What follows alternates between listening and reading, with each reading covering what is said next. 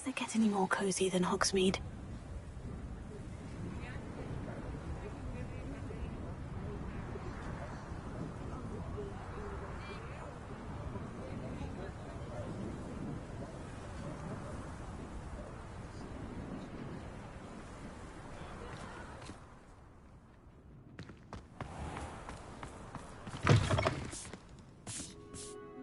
Penny, I have what I hope will be good news.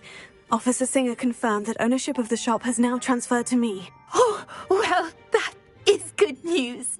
Penny is so relieved. Penny had the most difficult time keeping the truth from you.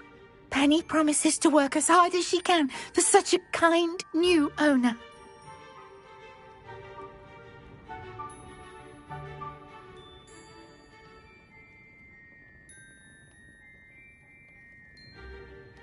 Penny, I found an item of clothing in the dungeon that I'd like to give you. Oh, thank you. Thank you. Penny never thought she would be given clothing and become a free elf. It's my pleasure.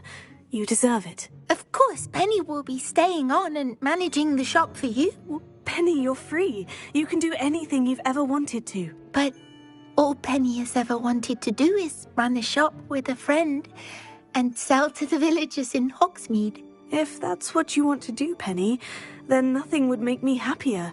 I'm genuinely glad you'll be staying on. Penny is too. All that's left is for you to choose a sign for your new shop, and Penny will take care of the rest.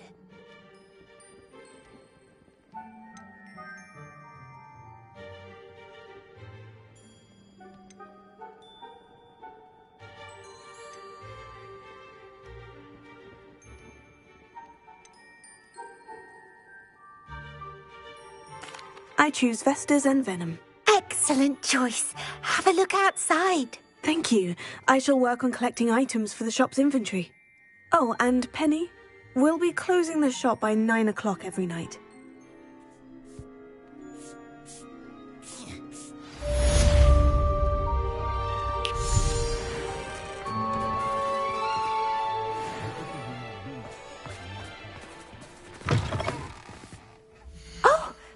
Today you have something you'd like Penny to sell for you?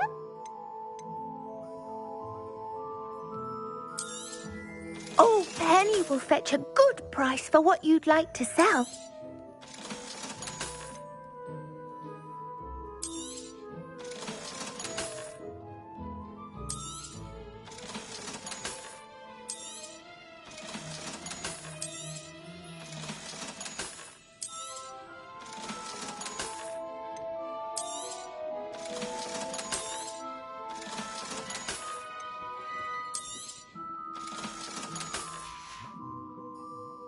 Wishes you safe and wondrous travels.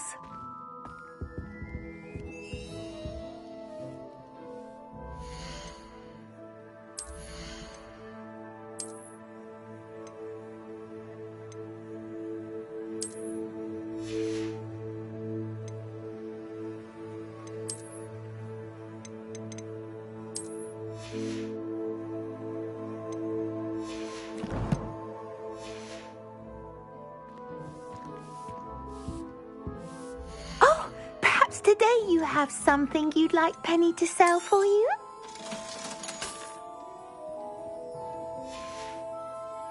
Penny wishes you safe and wonderful.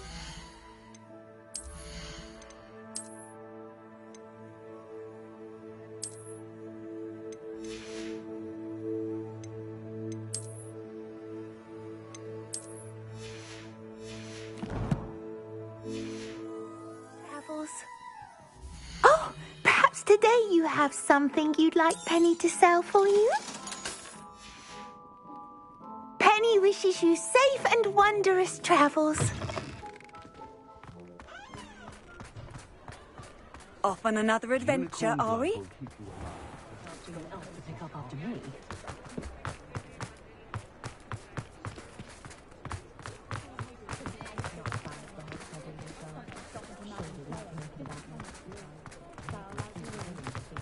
Hogsmeade, here I come.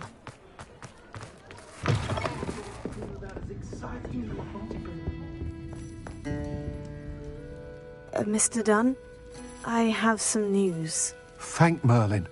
About my sweet friend Mary.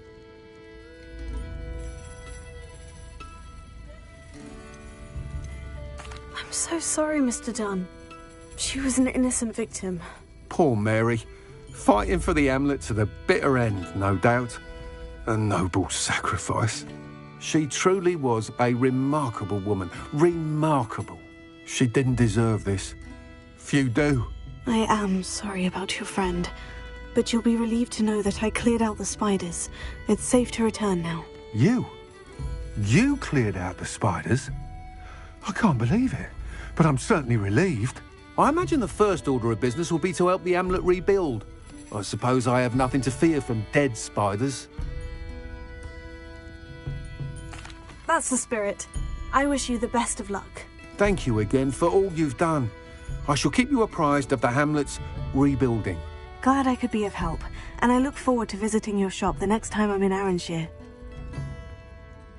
To dearly departed Mary.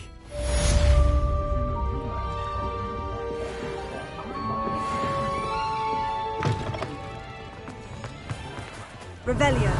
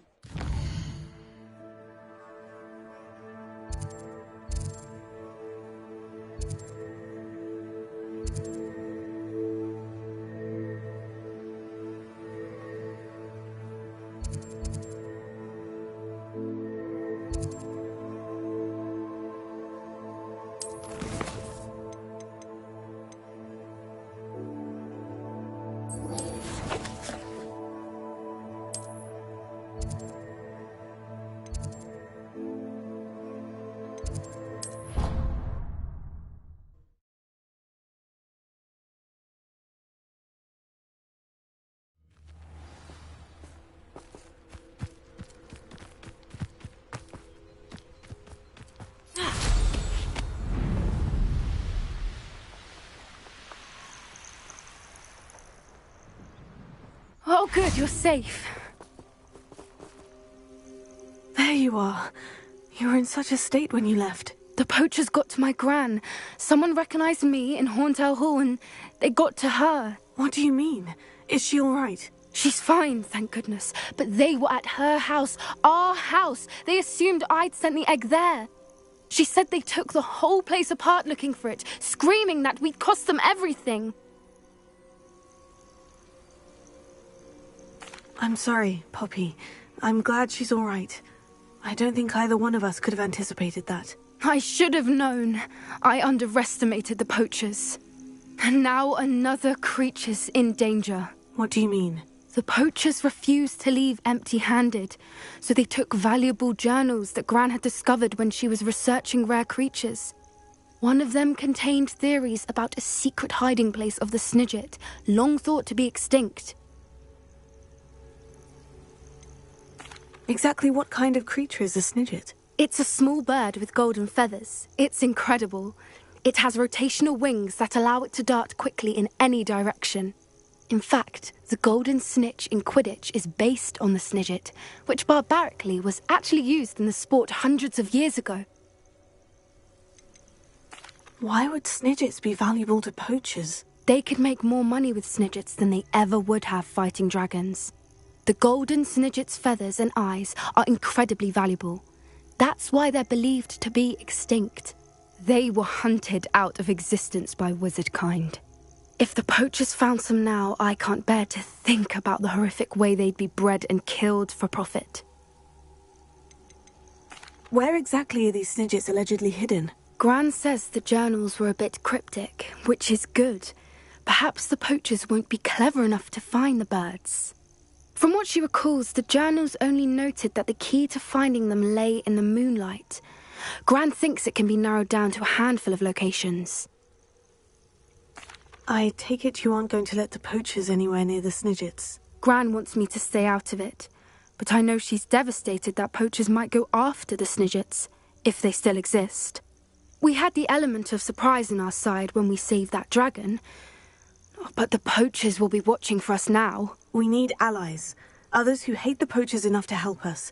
Who value creatures as much Merlin's beard! You're a genius. The centaurs, they'd want the Snidgets protected at all costs. Sounds as if we need to go and talk to the centaurs. We'll need to be careful in how we approach them. Tensions with them are high. Still, I think they may be our only hope. Let me think on it. I'll let you know as soon as I have a plan.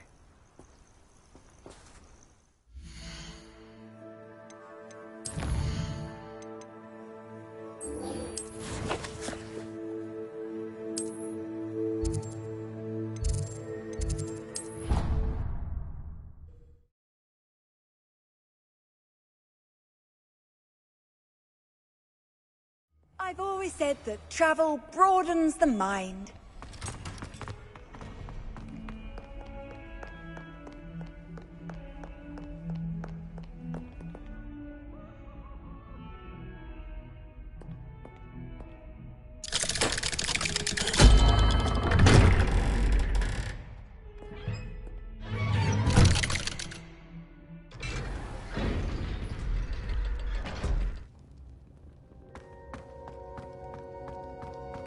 Did you speak with my uncle? I wish I had better news about your uncle and Anne. Well, what did he say? I'm afraid he wants you nowhere near Feldcroft, nor Anne. I had to stop that goblin from killing my sister. He had no right to banish me from my own twin. If he thinks banishing me means I'm going to give up on Anne, he's sorely mistaken. He also said he cannot excuse the use of dark magic in any form, and that if he hears of either of us using it, he'll go straight to Professor Black. Huh. That relic, dark magic or not, is the key to saving Anne. To reverse that curse. I will not lose Anne for good. I should send the crest to Anne. She'll know that we need to meet. I'm afraid I don't follow. Nothing, just a thought. Now I'm more determined than ever to learn what power that relic has. What did you mean you'd send Anne a crest so that she'd know to meet you? We just lost our parents, and we were packing up to go and live with Solomon. We couldn't take everything. She was carefully organising her prized possessions, a box of artifacts she'd collected to do with our family. Jewellery, cards, old photographs. She got to her favourite, a handmade crest, and without a second thought she handed it to me. "This will keep you safe," she said. "It holds no enchantment, but I've kept it with me since. That's how I can reach Anne. I'll get the crest to her with plans to meet." Be careful, Sebastian. Your uncle could intercept it. We'll be expelled. Even if Ominous is upset with us, he has no love lost for his family. He'd use their connections to the headmaster if we needed his help. I shall wait to hear from you then. Thank you. I very much appreciate you standing by me through all of this. I'll send you an hour when I have news.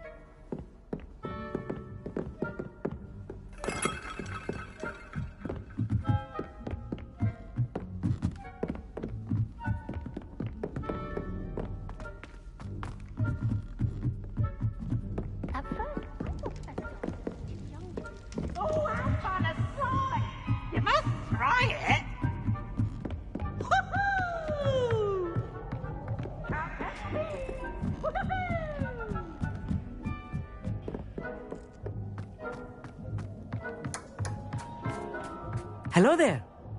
Hello, Amit. Do I recall you saying that you speak gobbledygook? I did. I mean, I do. Speak it. Is this to do with the goblin I saw you with in Hogsmeade? It is. His name is Lodgok. We could use your help with something. He's waiting for me near a goblin mine. Would you be willing to help? Of course! How exciting! I mean, well, might this be dangerous? I think he simply wants to show me something that involves gobbledygook. If it helps, he's a friend of Sirona's. Good to hear. Good to hear. If Sirona trusts him, then I feel much better. You said you know gobbledygook, but how well? I've been reading it for as long as I've been reading English. My parents have an extensive library. Once I grew bored with the classics, I devoured goblin writings. I'd tell you some titles, but you wouldn't understand them. Have you ever spoken directly to a goblin? Unbelievably, no. I'm so looking forward to it. Actually conversing in gobbledygook with a native speaker.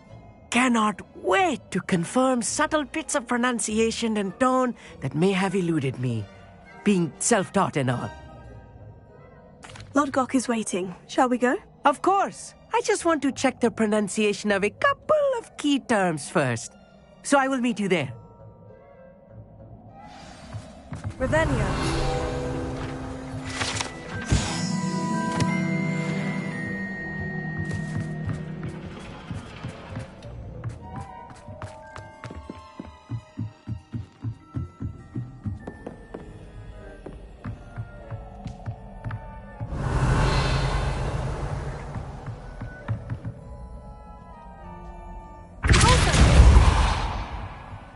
Revelio.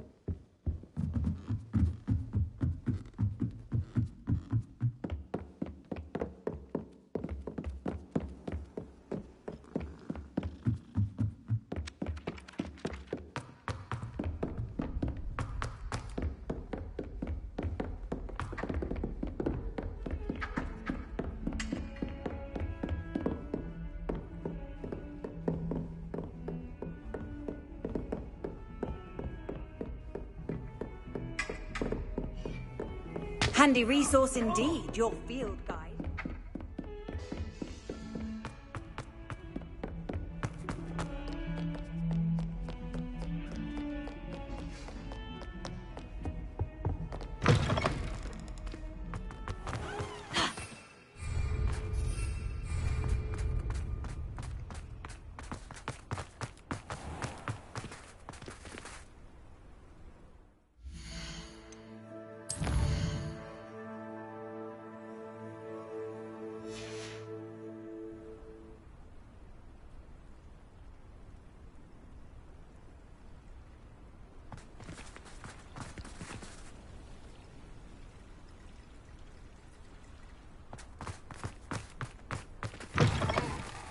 Wrong, equal students. Afraid of it,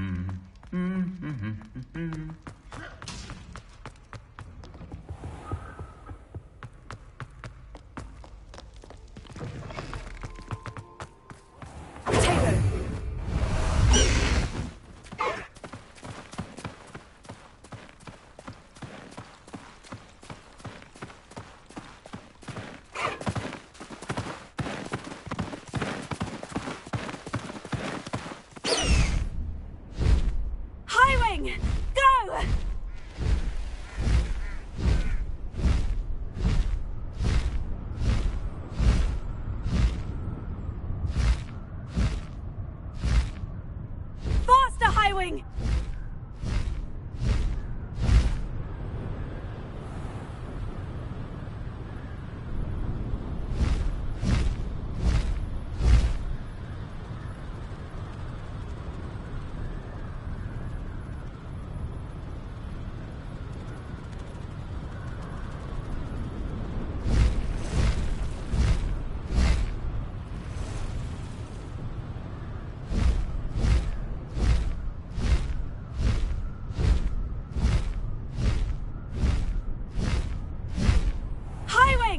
Go!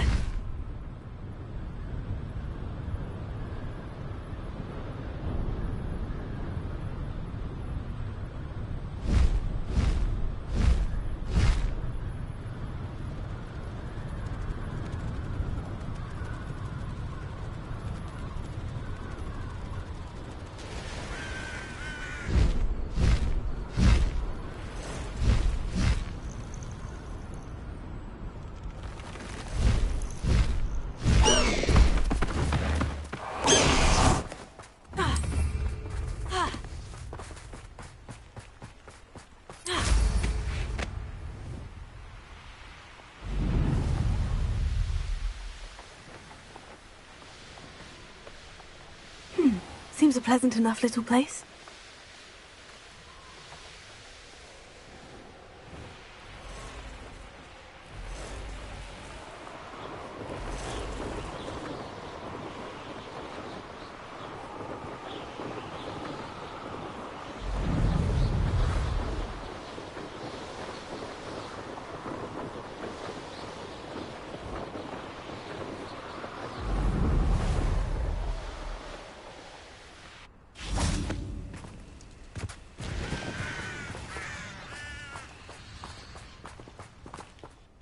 A friend who speaks gobbledygook is meeting us. Before he arrives, perhaps you could tell me why we're here. Of course. Unfortunately, presenting Ranrock with the Helmet of Urtkot did not have the effect I'd hoped. Because he knew the details surrounding its plunder, he presumed I'd had help from a witch or wizard in retrieving it. How else did he expect Goblinkind to get the helmet back?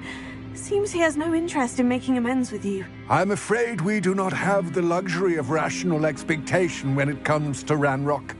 Damn Bragbor and his blasted journals. Bragbor? An ancestor of Ranrock's, renowned metal worker.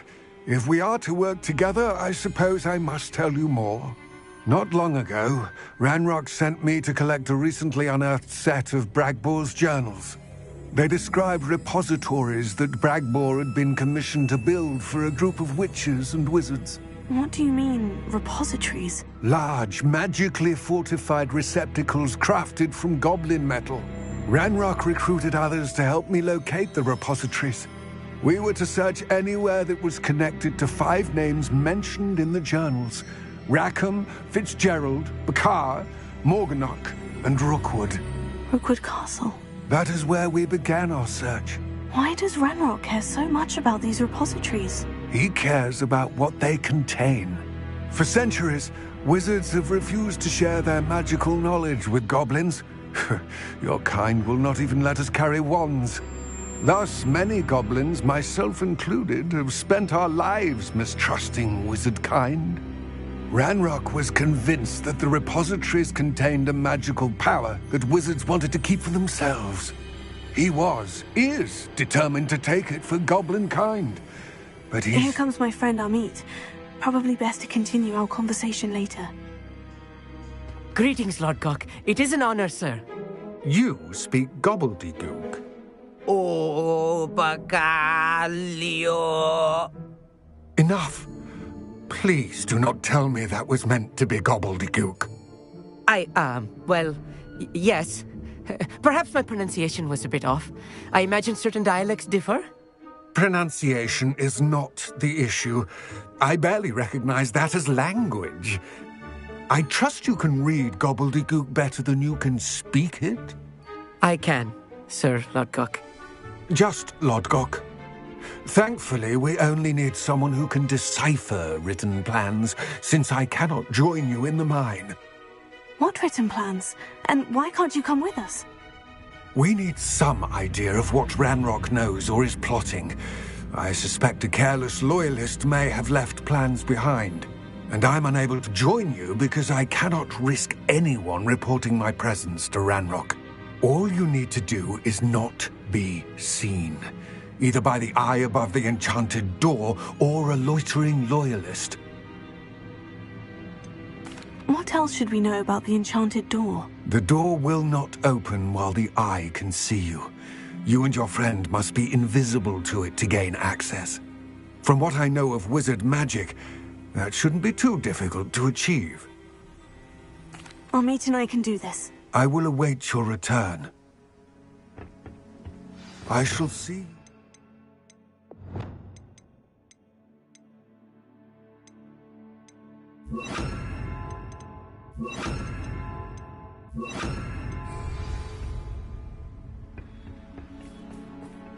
Revelio.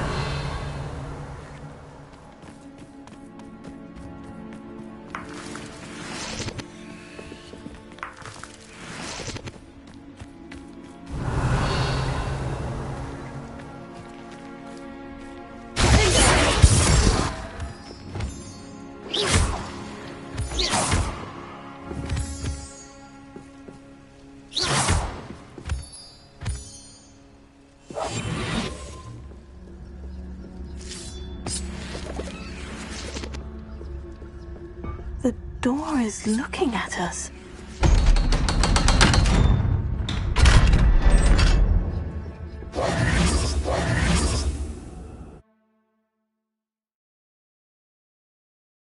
Books so rarely prepare one for reality. A real goblin mine.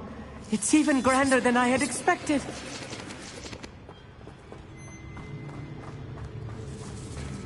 Revelio. I cannot believe I met a goblin. Let's just learn what we can and get out. Look at this lift. Impressive workmanship for so simple a device. Revelio. Impressive workmanship aside, it's the only way forward.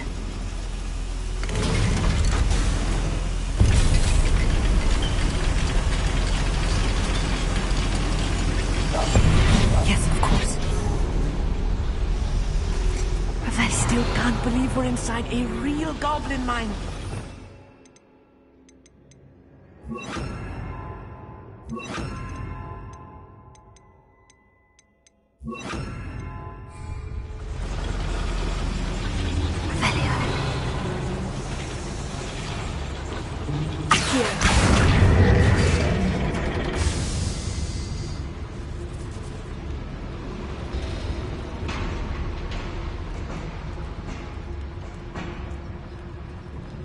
I've read about mines like this, but seeing it is something else altogether.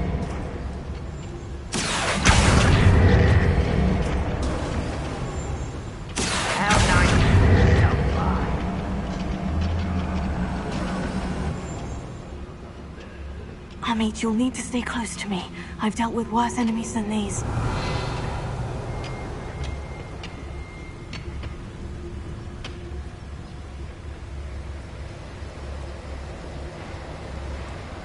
Watch your step round here. You haven't had much to Tell us.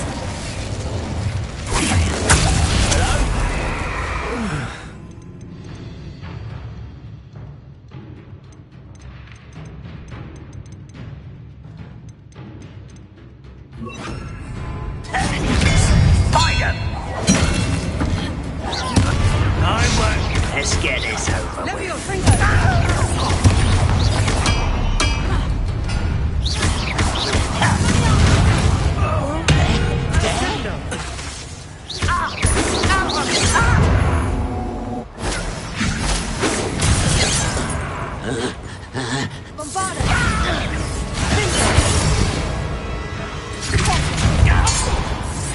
That was a little more than I'm used to.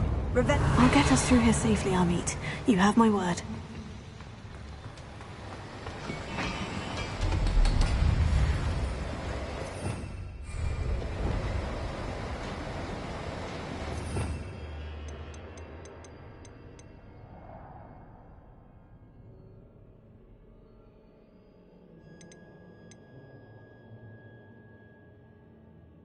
We're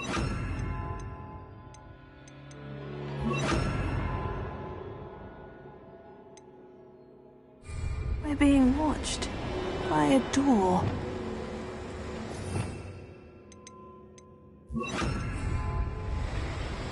Revelio.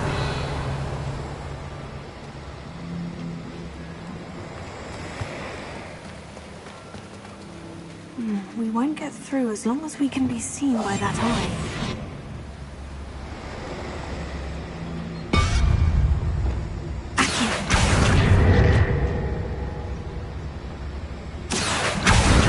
I should use disillusionment. That eye won't see a thing.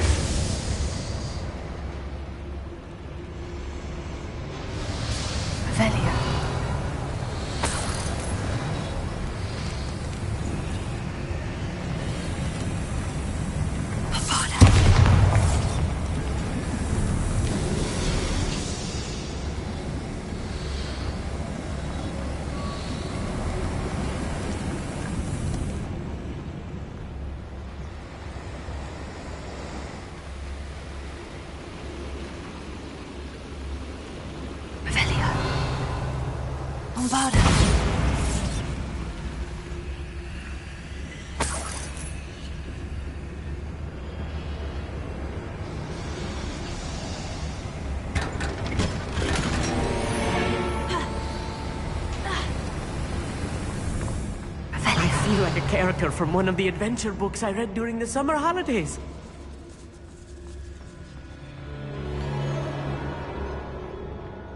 Let's take a look around, Amit. See if we can find any plans.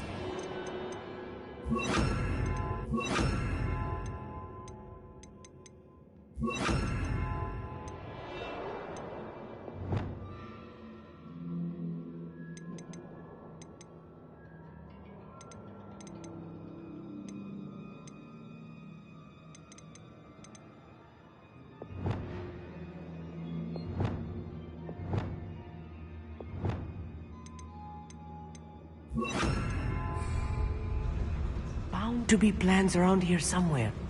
A schematic. They're building something. I can't quite make it out. Curious. Let me know if you see any more plans or schematics.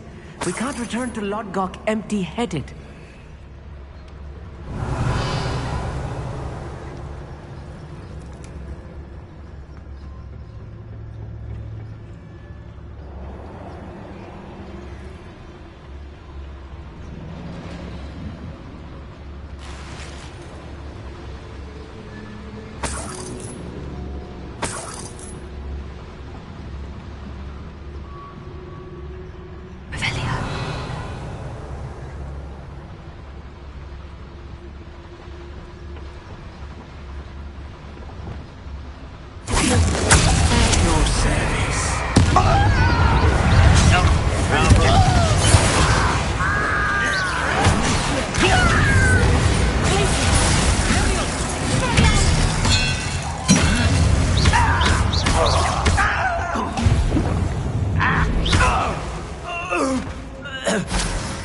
That's the last loyalist.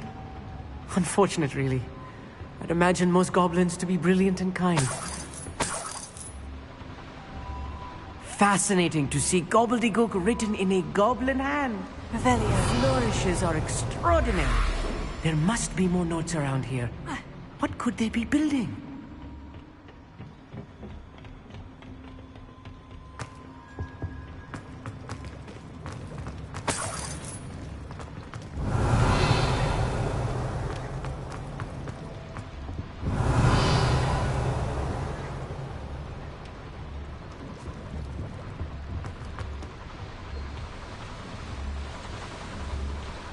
Revelio.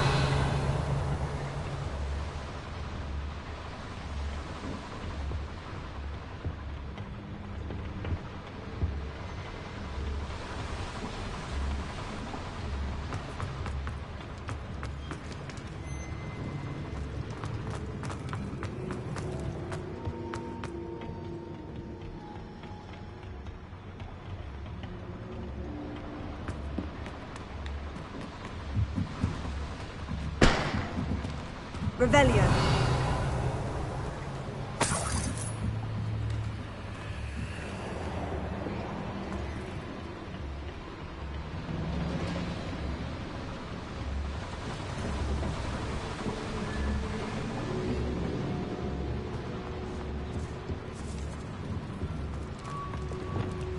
Right. Don't wish to be seen, do we?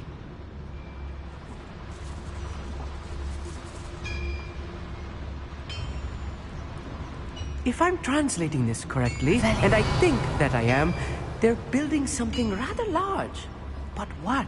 I will get to the bottom of what they've been building down here.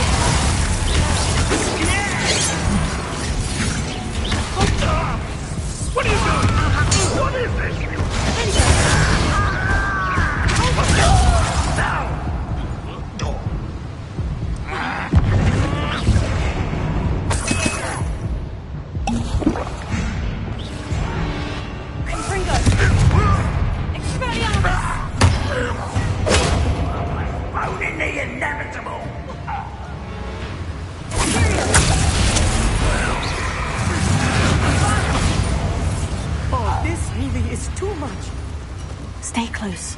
I've handled much worse. Another boiler.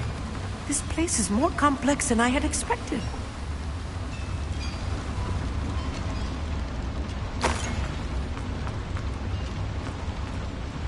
Another schematic. What are they going to build? This mine is too small for whatever it is. Let me know if you see any more plans or schematics. We can't return to Lodgok empty-headed.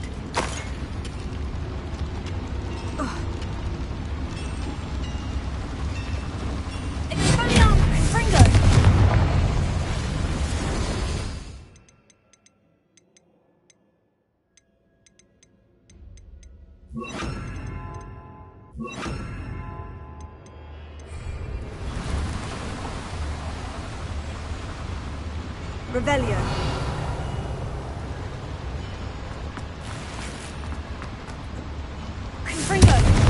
I wonder if the boiler powers the lever.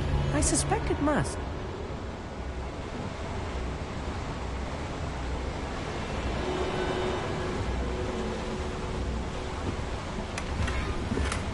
Revelio.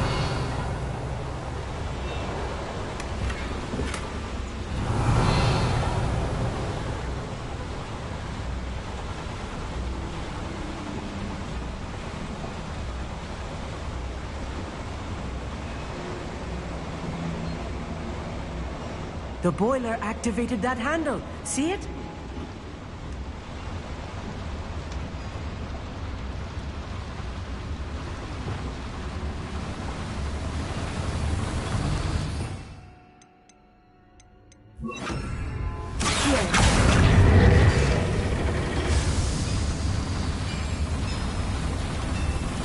Revelio.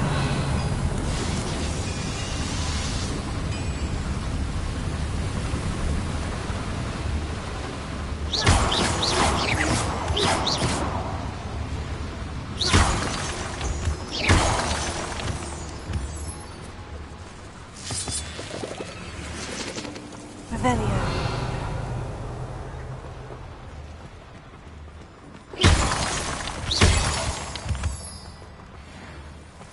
Devil's snare.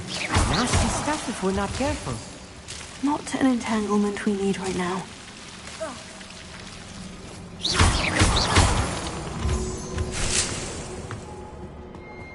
Revelio.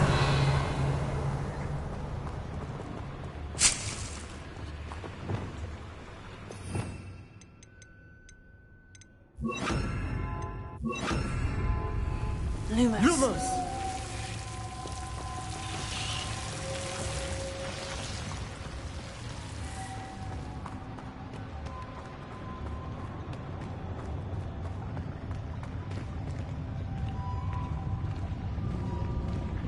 It won't be long now before we find another repository.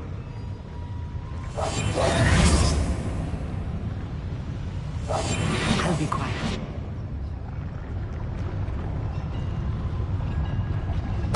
Tell us.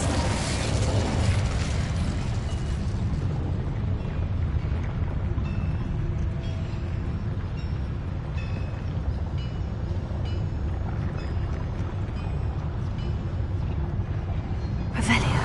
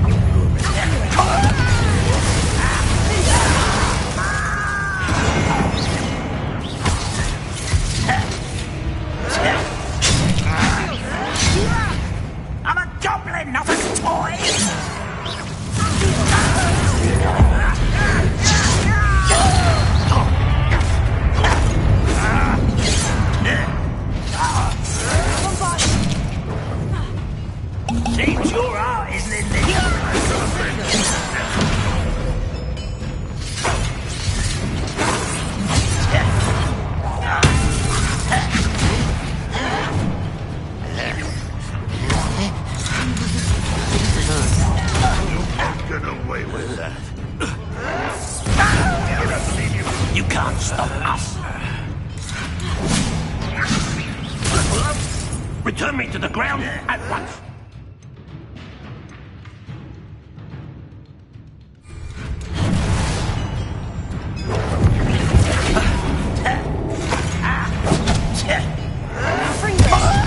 I've been fighting since before you were born.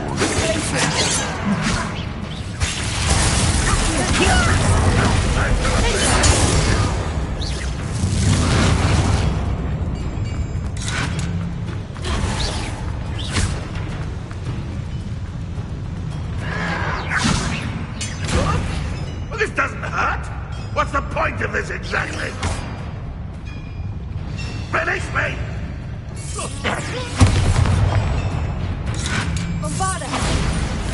How many of them are there? That should be the last of them, Amit. Revelio.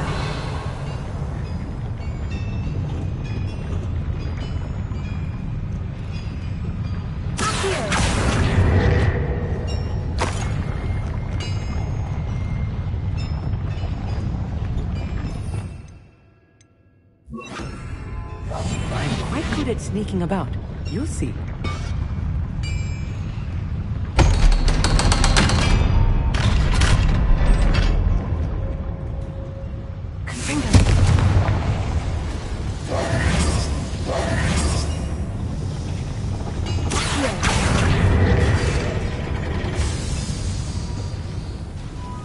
Revelio.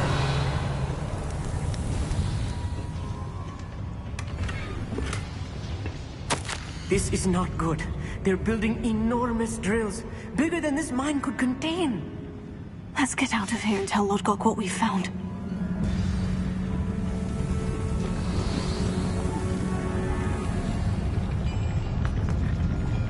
There must be a quicker way out of here than retracing our steps.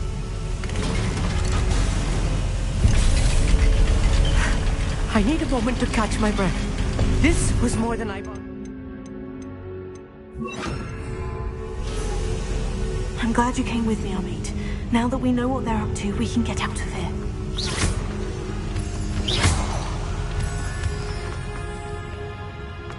Revelio.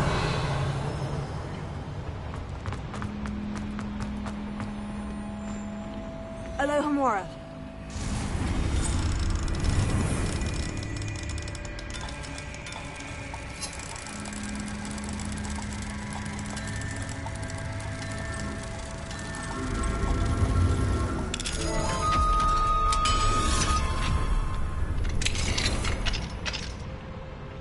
Revelio.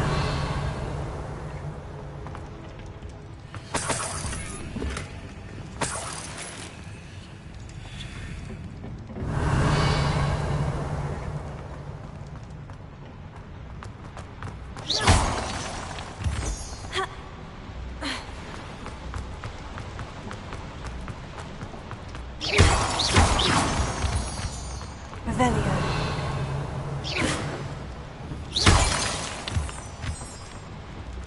We're almost out of here, Amit. Look, the lift. A welcome sight indeed.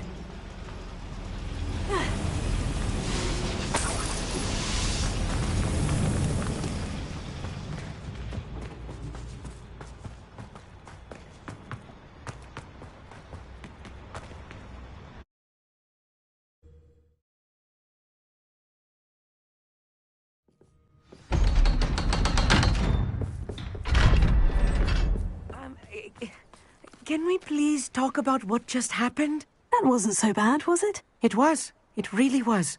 I'm afraid I've had enough adventure for one day. For a lifetime, perhaps. Thank you, Amit. I couldn't have done it without you. Now, if you don't mind, I'd like to have a word with Lodgok. Understood? I'll leave you to it. Your goblin secrets are safe with me, but I get to write the book about this escapade someday. Without further ado, adieu.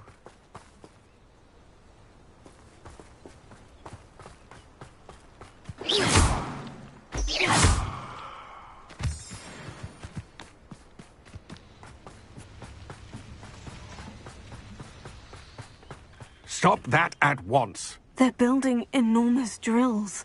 We found their plans. Ranrock must be searching for the repositories. I fear you are correct. Other than Rookwood Castle, however, I do not know where else he plans to search. I've been wondering about something else you said before we entered the mine. Yes? If you share Ranrock's views, then why are you helping me? I expected Rookwood Castle to be deserted when I arrived to begin my search. So was surprised to find a witch there who had set up a sort of improvised research site. She was studying something so intently that she almost didn't notice me. When she looked up, I thought she would react with fear or disdain. But instead she did something that I will never forget. Without a moment's hesitation, she smiled and asked me to sit with her. She told me that she was a researcher and showed me a small, oddly shaped container with a strange symbol on it. She was certain it was made of goblin metal, but was unable to open it. She wanted to work together. Miriam. Yes. But how did you... Professor Fig's wife. He told me of her research, and I know of the container. Ah. The reverence with which she talked of goblins and their intelligence and skill, it caught me entirely off guard. I'd never been treated with such respect by a witch or wizard. So, to my surprise, I let her study the container if she would allow me to search the castle on my own. We parted ways, with her promising to share what she'd learned. More of Ranrock's recruits arrived, and we began to dig, eventually locating the first repository. Ranrock was thrilled with our discovery, but furious when I told him about Miriam. Berated me for trusting a witch, and I heard she had been killed. You think Ranrock murdered her? I don't want to believe it, but I don't know. After that, something shifted in me.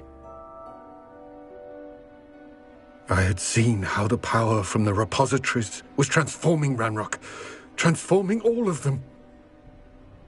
I could no longer remain a part of it. Thank you, Lord Gog, for telling me this. I tell you all of this so that you understand what is at stake. Ranrock never found all of Bragbor's journals, but the ones he did find suggest that Bragbor at some point built a repository far greater in size than the one beneath Rookwood Castle. What you've discovered here today worries me deeply. If Ranrock learns of the location of that repository, I fear we shall be destined for a great war. I will find out what Ranrock knows. Watch for my owl.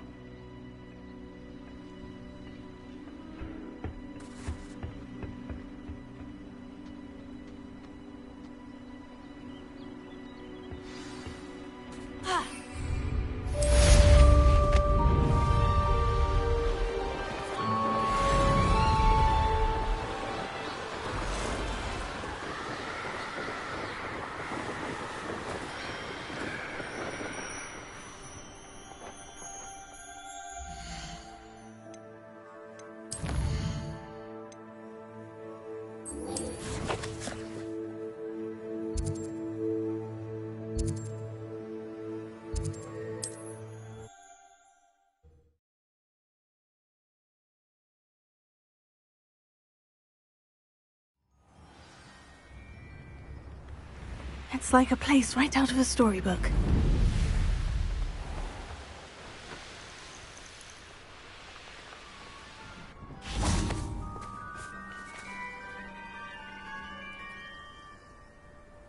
I thought my owl might pique your interest. I came as soon as I could. I'd been so preoccupied by all that happened with Ominis in the catacomb, not to mention my uncle's reaction, that I'd almost forgotten what it was that struck me about that triptych. This is the view painted on the canvas that was left on it. That's incredible.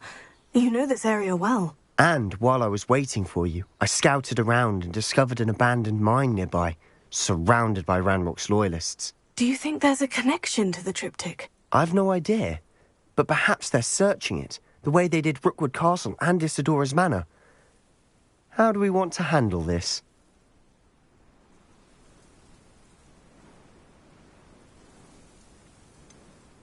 We need to see what they're doing. I say we take them head on. Let's bury some enemies. Very well. And I still have that rune symbol we found on the triptych. If there is a connection, I suspect we'll see that symbol again. After you.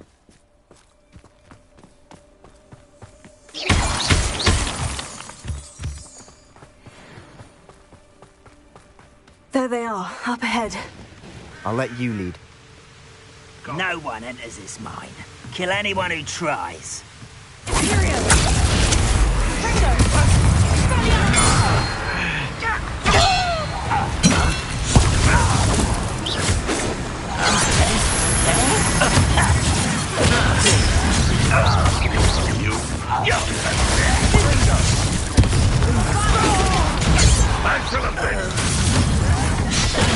Give up on.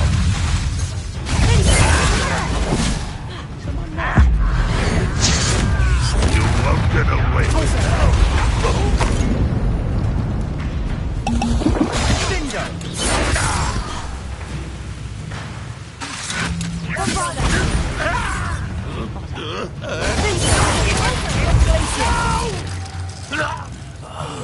I will make you pay. Revelio.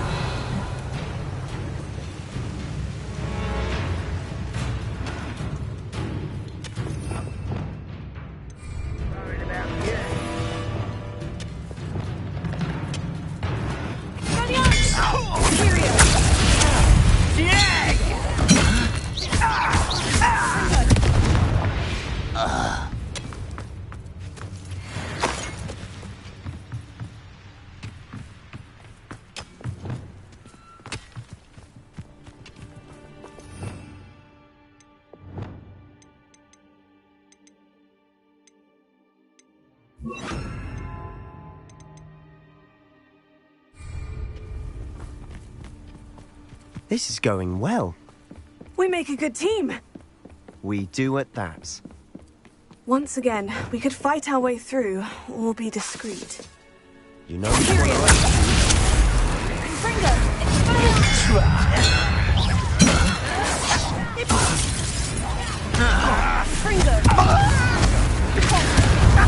I won't rest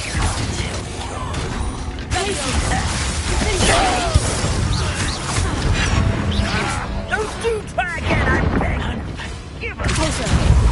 Why have you not run away? Intend to die, do you? I shall say. Come back! You won't get away with that.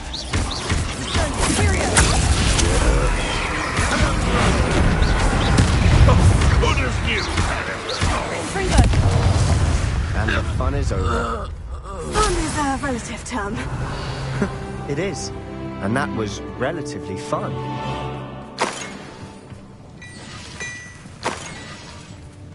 Revelio.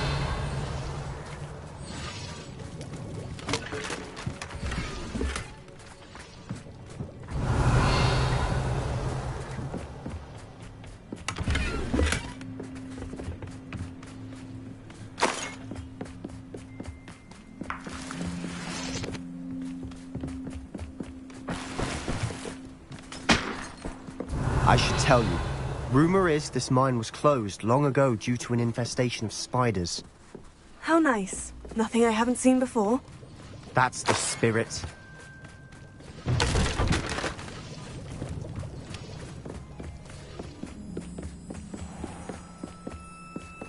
Revelio.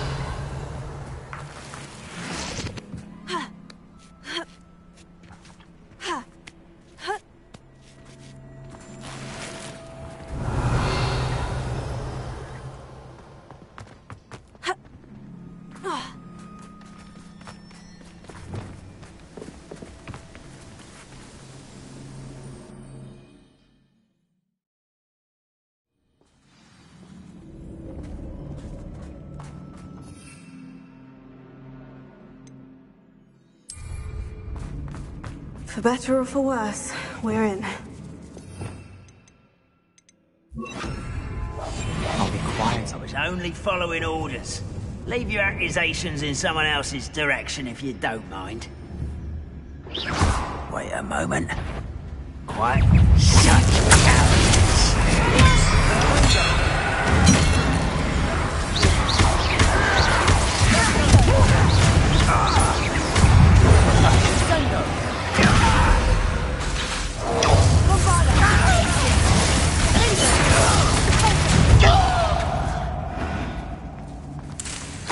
All around. This mine looks like a tomb.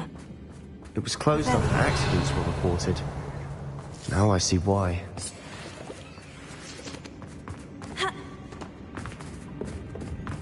I don't see any goblins in these webs. Too disgusting for even a spider to prey on. my fam. How nice of you to stop.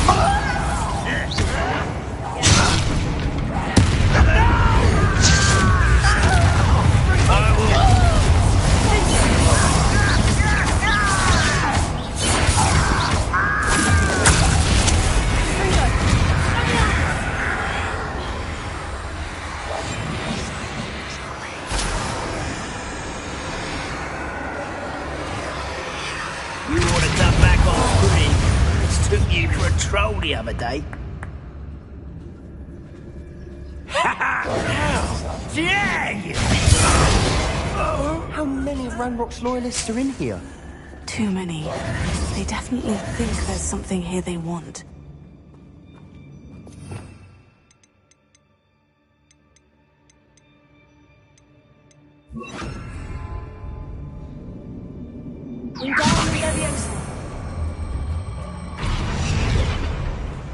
Revelio. Confringo.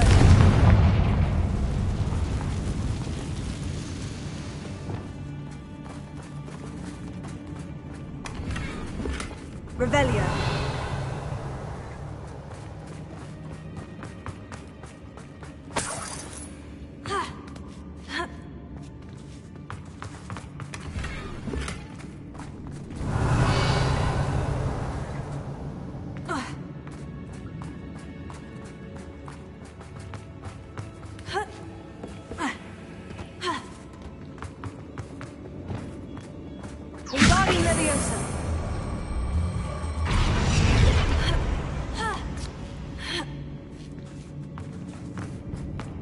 It's no wonder spiders give people goosebumps.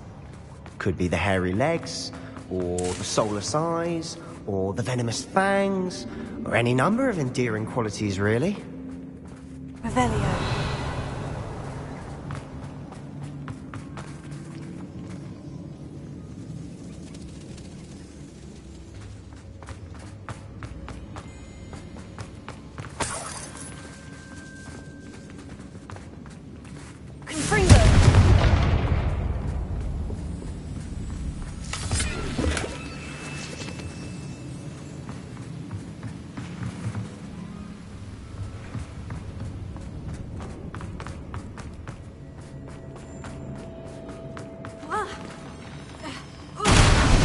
Smashing. Should have thought to conjure stairs. Revelio.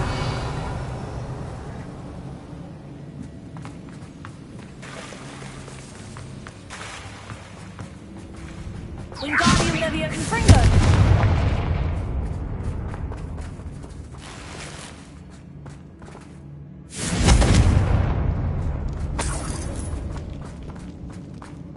Revelio.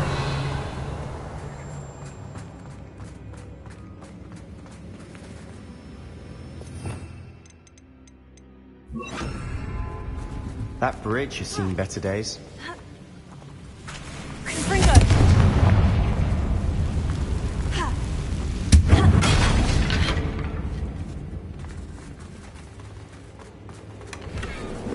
Revelio.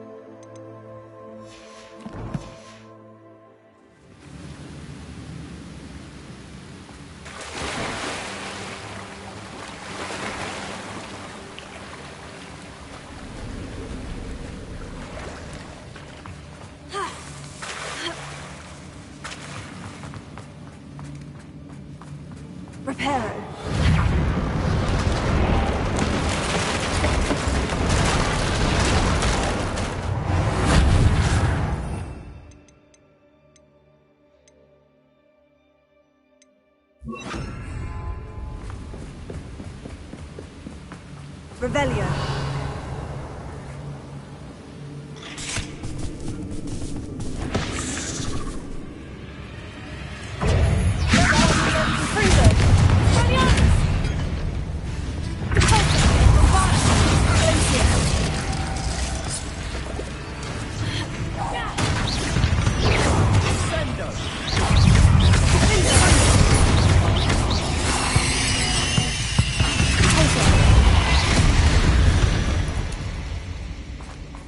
Rid the world of another spider.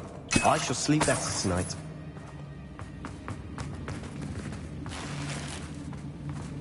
Revelio.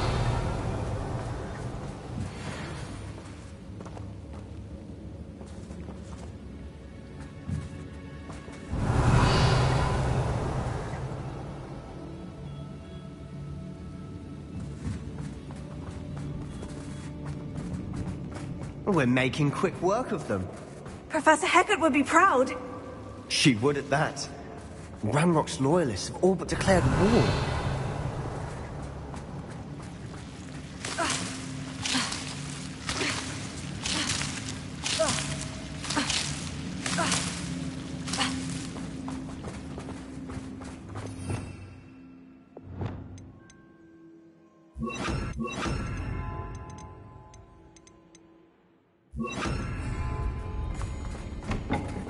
Bombarda!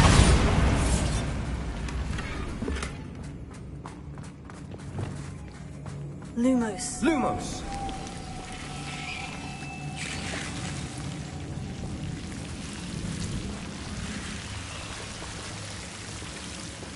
Confringo! Confringo! Revelio.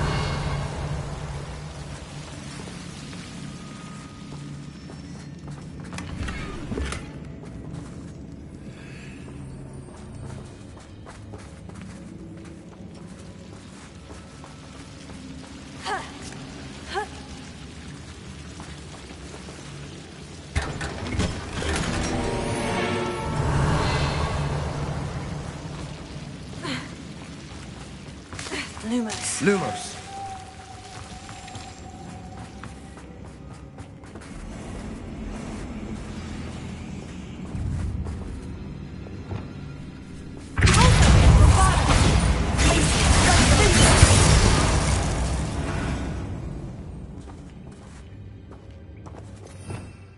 Revelio. Confringo!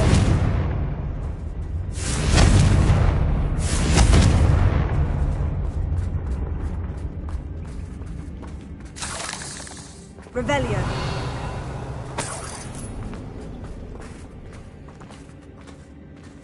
We've still not seen a single rune symbol. I think we're going to be a bit distracted from runes for a moment. An unwelcome distraction at that. We have another fight on our hands. Why am I not surprised?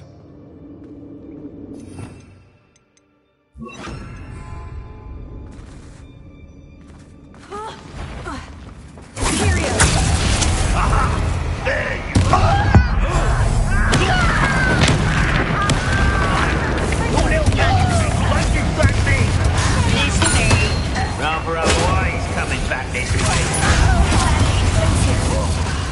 There you are. Your weak human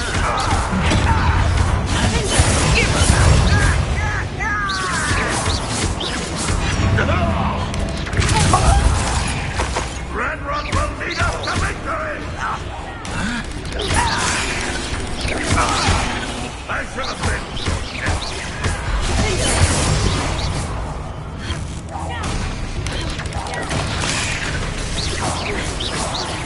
We're not finished yet.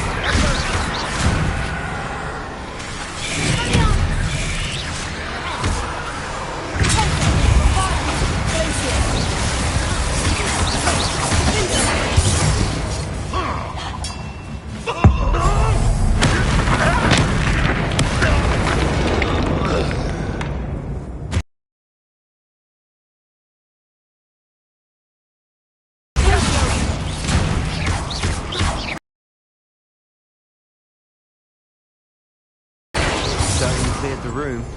You're not a bad chap for a Slytherin. For a Ravenclaw, you certainly have a lot to learn. Revelio. Symbol above the cavern door. Ranrock's loyalists never knew to look for it.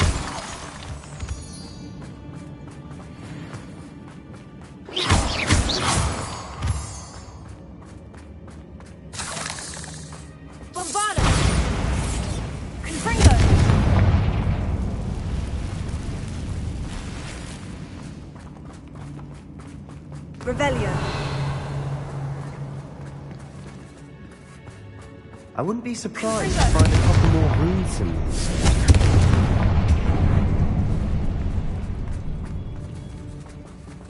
Wingardium Leviosa.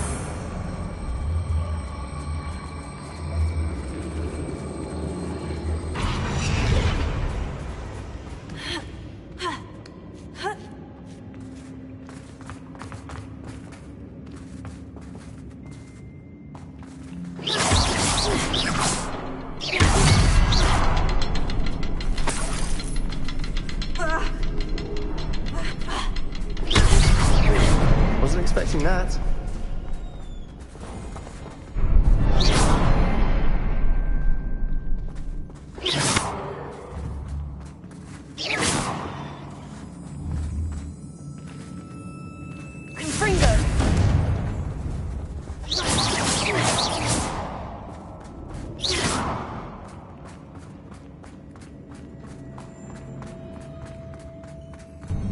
Revelio.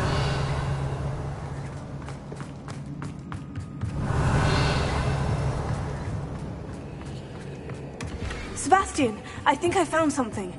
A canvas piece. Brilliant. Our efforts weren't in vain after all. Still, something about this place feels odd. What do you have there? A journal entry by Isadora. Hopefully it will help us unravel more of this mystery.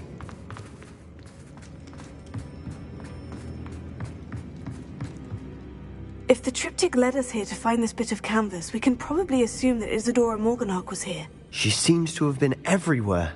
But if she was using the Undercroft and the cellar beneath her manor in Feldcroft, why would she create this space? And why hide it behind cryptic rune symbols? And ancient magic that no one but you could see? Isadora and Percival Rackham, another of the Keepers, could see traces of ancient magic too. Rackham? I haven't heard his name before. His are some of the memories I've seen. I don't think he and Isadora saw eye to eye on how this magic should be used. This is all rather baffling. Let's take the canvas back to the triptych. Perhaps the answers are there. This place is odd, to be sure, but I'm fascinated by it. Now, for the trek back out of here and to Hogwarts. Unless we can find another passageway to the Undercroft. Let's have a look around.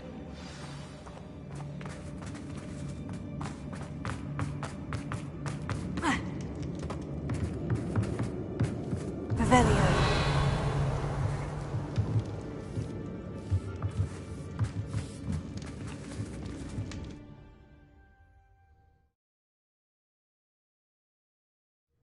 And now for the moment of truth. It has to fit.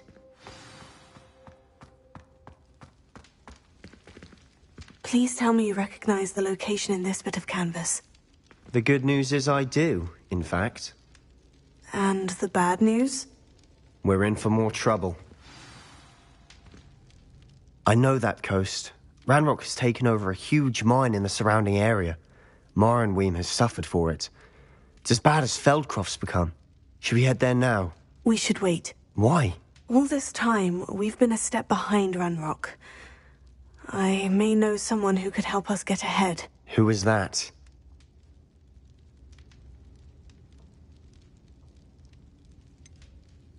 Someone who knows Ranrock personally. They asked me not to mention their name to anyone. A goblin? Tell me I'm wrong.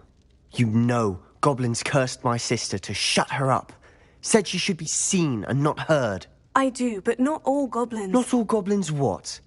Have you forgotten Feldcroft? Have you forgotten the mine we just went through? No, Sebastian, I haven't. You're not listening to me. Why would I listen to someone so ignorant?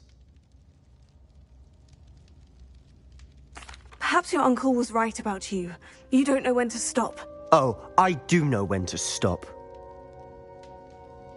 Unbelievable.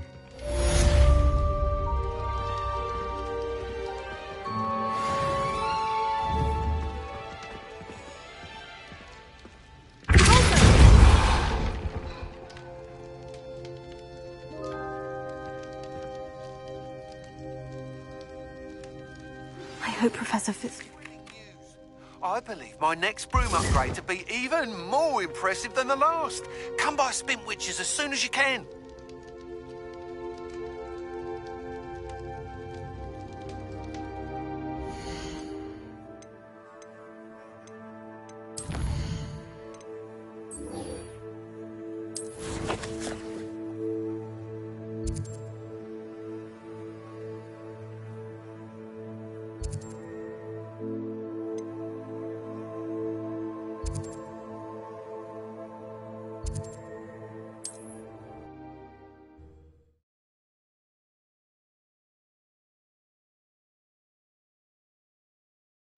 Sometimes it seems all roads lead to Hogsmeade.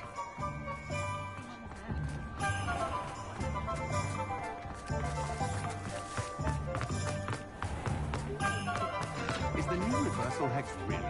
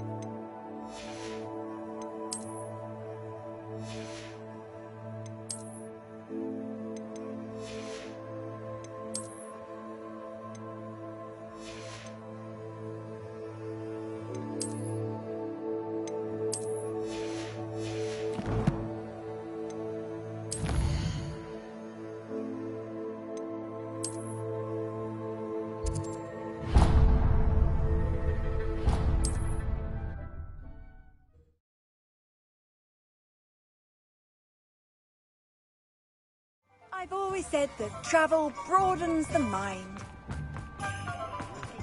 I'm well suited to count the money.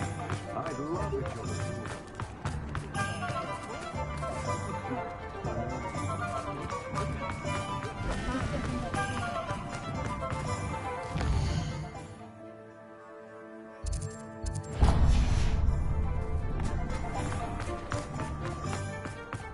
I can't imagine how Mother would get by.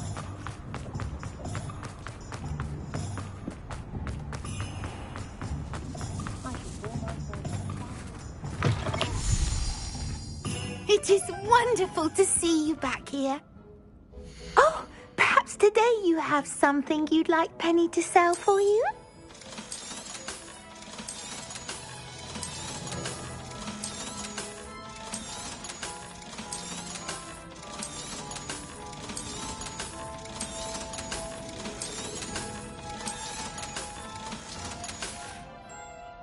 Penny wishes you safe and wondrous travels.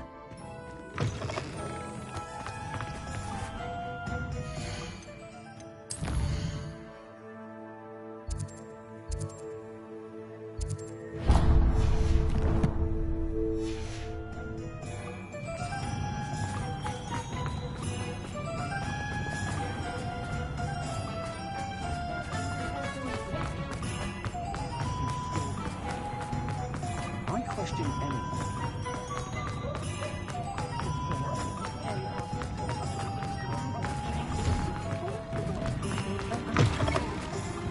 Take your time looking about. Plenty of wonderful books to stoke a curious mind like yours. It does not seem. Let me know if there's anything else I can do to help.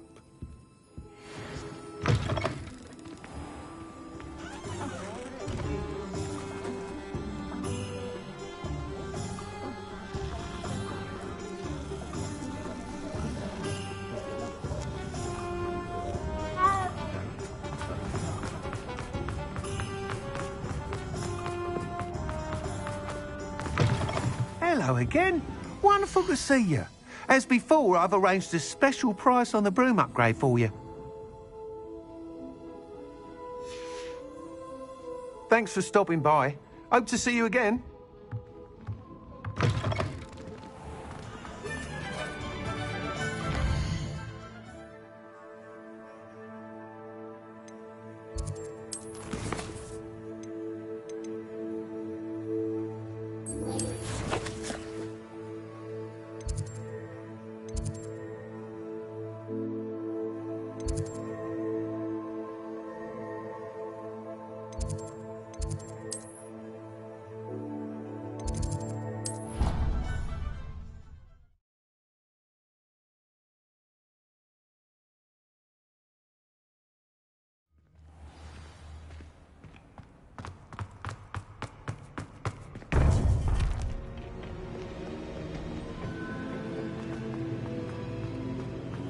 Welcome back.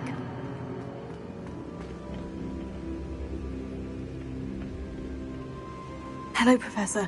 I have news. The goblins are looking for something. Another repository. They've built drills to help with their search. Most troubling. Are these repositories like the broken container I found at Rookwood Castle? They are. I fear we have no time to lose. Have a look at the map. Fortunately, the next trial is fairly nearby. It's Hogwarts. As you know, I was headmistress in my time. My portrait hangs in the headmaster's office. In fact, I witnessed Professor Black learn of your arrival. And I'll confess that I wondered about you. Wait, is the next trial in the headmaster's office? It is. I had hoped that when the time came, the occupant of that office would be of help to us. Unfortunately, this headmaster seems wildly unconcerned with anything but himself. You'll need to access the office while he's away. I understand. Very well. We'll find some way to get in. Good. I shall meet you in my portrait there. Until then.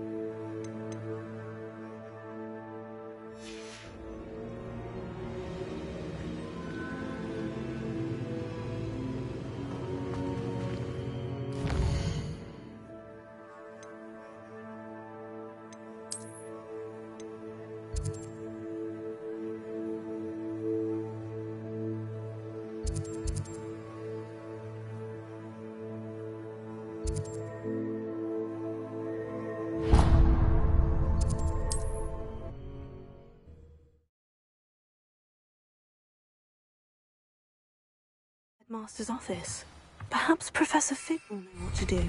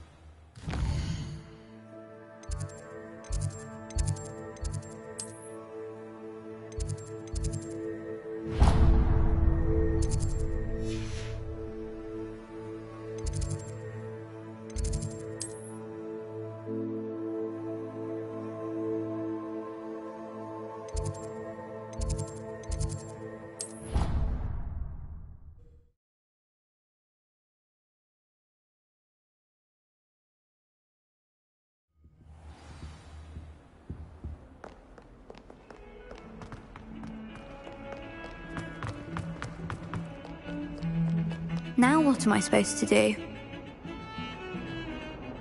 Pardon me, is everything all right? No, it's not. We only had 2 bells to go, but she just had to go and spoil things. I'm afraid I don't follow. Who spoiled things? Also, what bells? Professor Black ordered Mr. Moon to take down the bells in the bell tower. Said they were giving him a headache. Those bells are a part of Hogwarts. I wasn't about to let that happen. So, I asked my friend Adelaide to help me put them back. We've always been a duo of sorts, Adelaide and Evangeline. Addie and Evie. Anyway, it was going swimmingly until Black started asking questions. Then she wasn't comfortable with our rule breaking.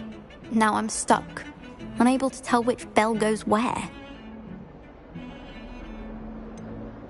Is it really that important that the bells go back up? Is it really that important? They're part of the school's history. Those bells likely told a young Merlin that he was running late to Charms, or called Ignatia Wildsmith to dinner. We can't simply fiddle with history. We're meant to be its stewards. It's certainly an odd decree, even for Black.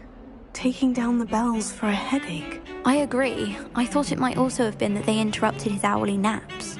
That's all he does in his office, you know. But then I heard... Can you keep a secret? I can. I heard from Alice, who heard from Ollie, who heard from Eugenia, that it's because the bells reminded him of his wedding day. Breaks out in a sweat every hour on the hour. But mum's the word. It's certainly an odd decree, even for Black.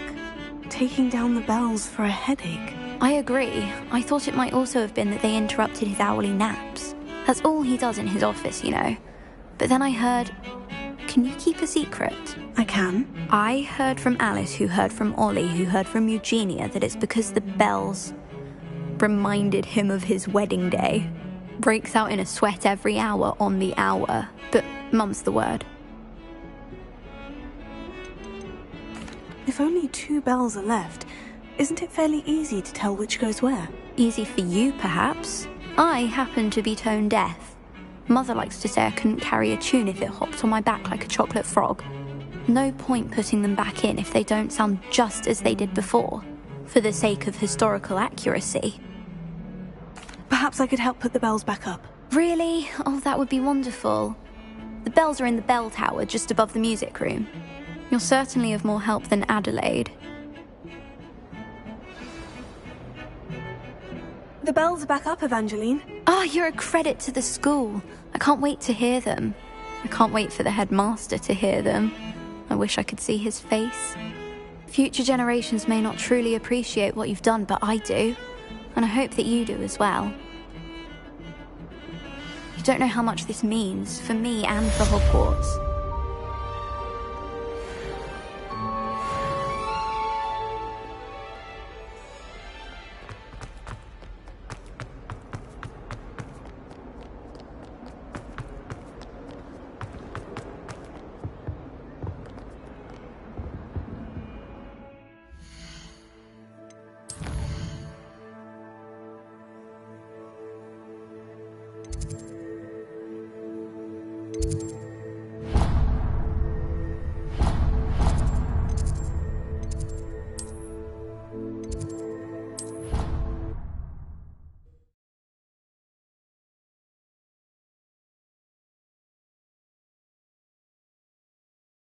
I could test you. Oh, that would be incredible. If you're sure.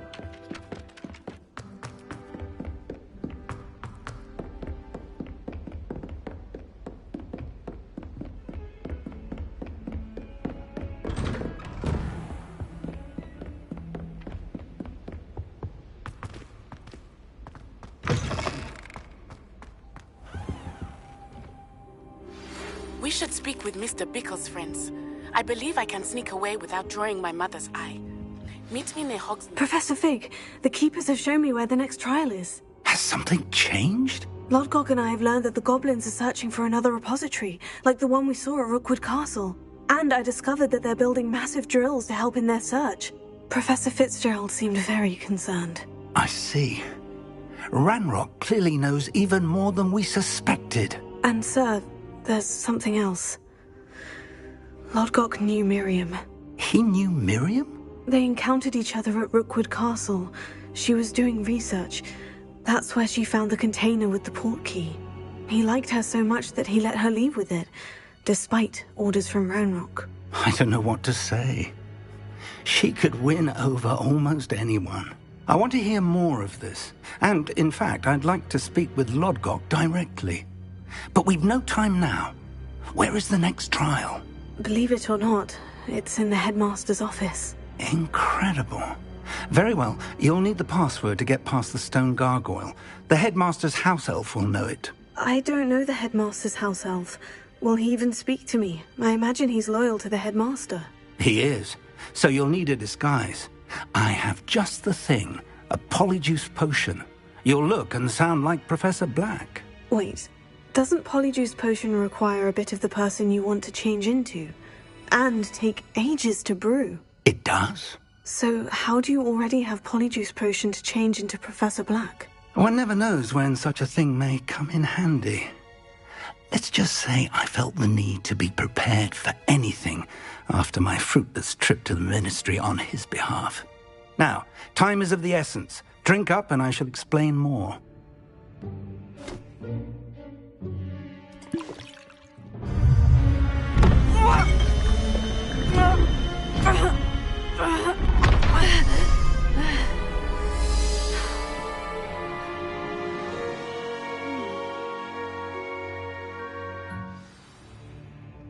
How do you feel?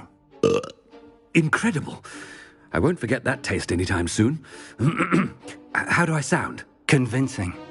I've taken the liberty of transfiguring your robes. As we discussed, you'll need the password from Scrope, who could be anywhere in the castle. You might look for Professor Kagawa. She's taken to badgering the poor elf about Quidditch in the hopes that he can convince Black to change his mind. Thus far, unsuccessfully. I see. But what if Professor Black sees me? Leave him to me. I shall tell him where to meet a liaison from the Ministry in Hogsmeade. That should give you plenty of time. Thank you, Professor.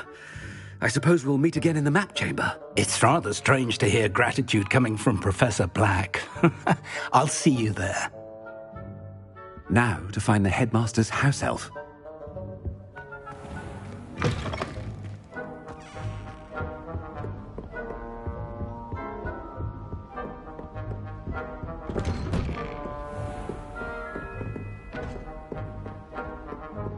Professor, a moment of your time, please. Professor, I was hoping to catch you. Places to be, Professor Sharp. Places to be. Of course, sir. Only, you'd asked me about a particular potion, and I did? I did, yes. Well, spit it out, Sharp. I don't have all day. Probably best not to discuss it here, sir. I assure you, Sharp, you may speak freely.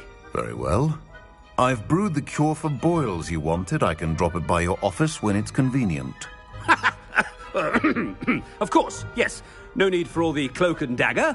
Simply have a student deliver it. A student? Very well, sir, if you insist. I do. And thank you, Sharp. I just hope you've brewed enough for all my boils. Now, to determine which student gets this rather unenviable task. I wonder almost daily why I accepted this appointment from the Ministry.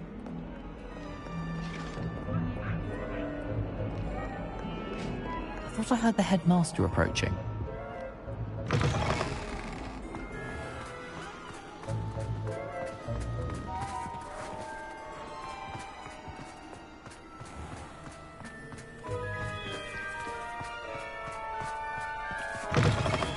Has anyone seen my ivory-handled hand mirror?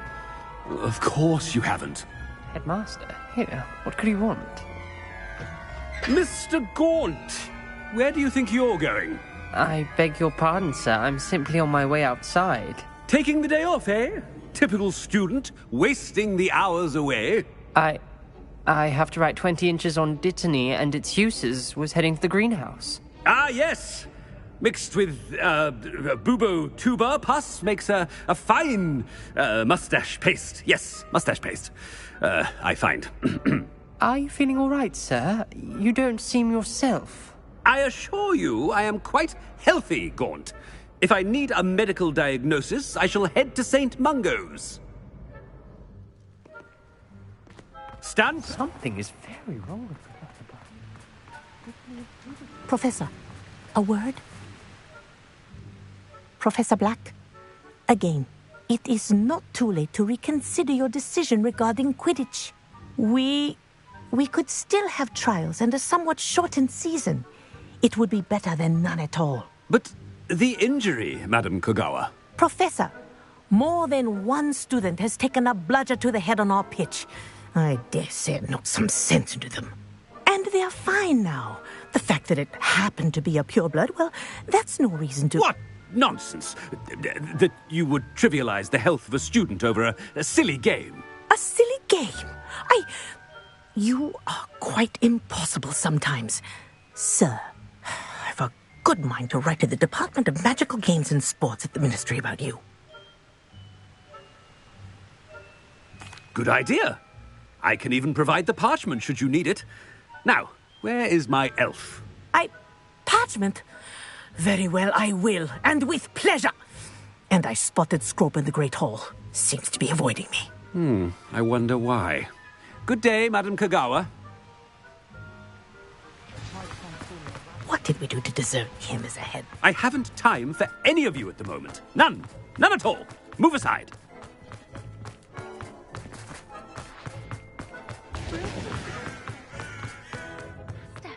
I hope it's not about anything I've been doing. Miss Broom, a word. Oh, Professor, this is an interesting surprise. It's Bloom, by the way. Remind me of your area of affinity, Broom. OWLs are swift approaching. Charms, sir. Non-verbal spells. Might work on one that makes me disappear. Well, keep at it, Broom. And before you know it, you'll be as invisible as that new fifth year seems to be. They're not invisible, sir. I've seen them near the library. In fact, they help me with my, heavy books. Speaking of invisible, where's my blasted house elf? Something seems a little off with the headmaster.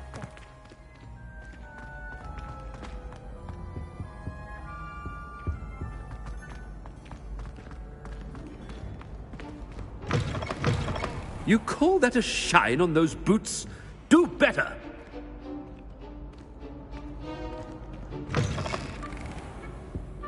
Professor, a word, please.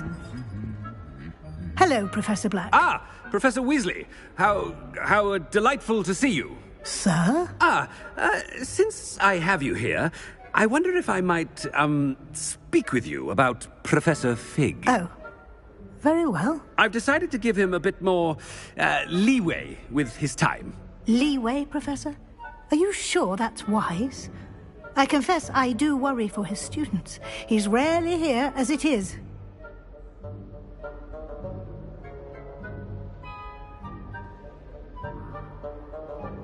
Ah, well, yes.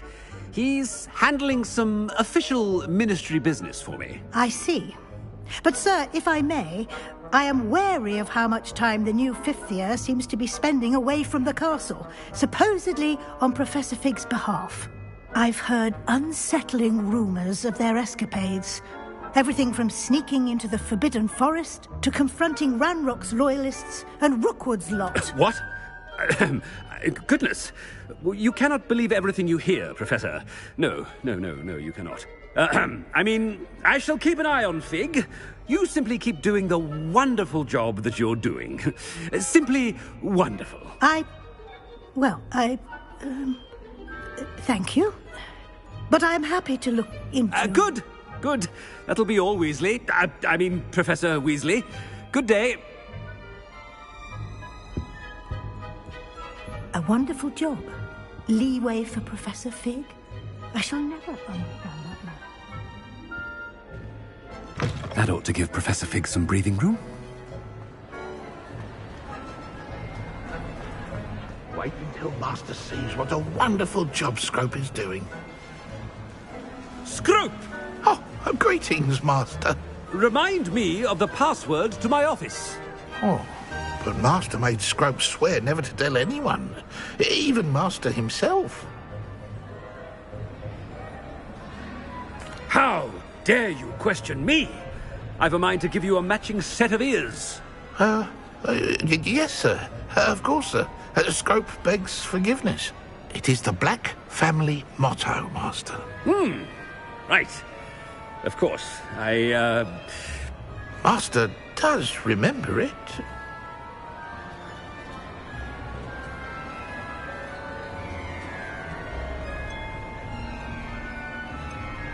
It's pure bloods forever, isn't it?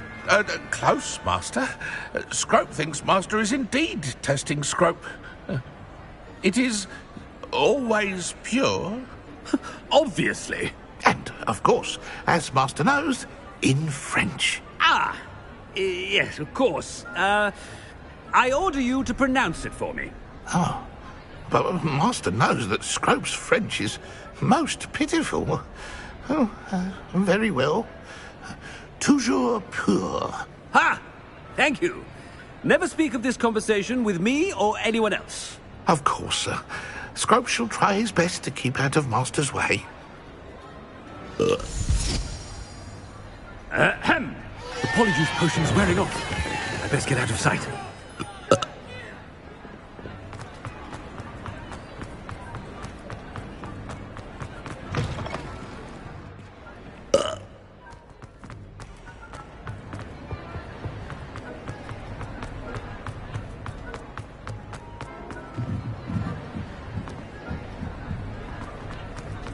Made it just in time. Fig was right. I can't believe it worked. Now, to speak the password to the gargoyle.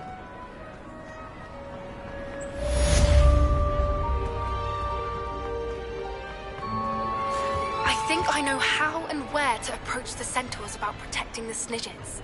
Meet me in the Forbidden Forest.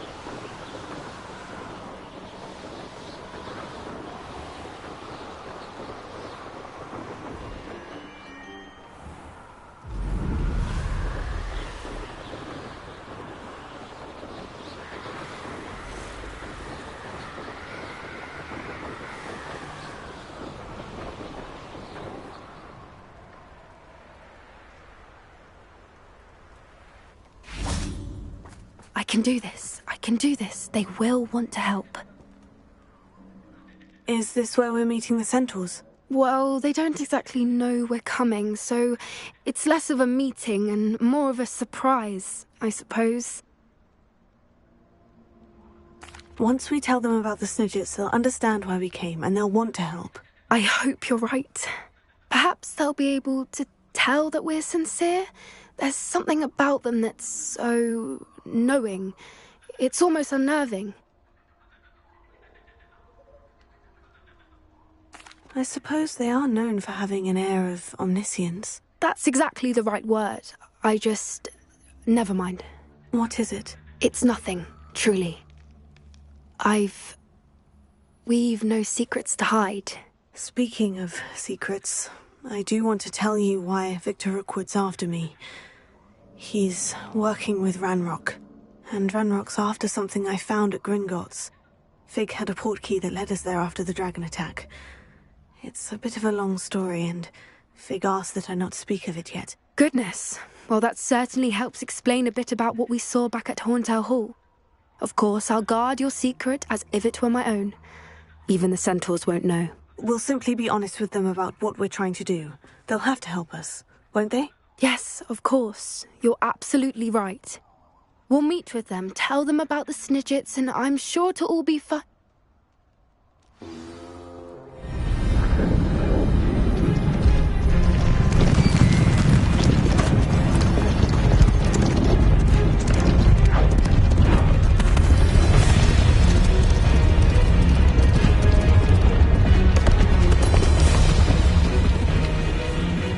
What do you think you're doing here, humans? Please!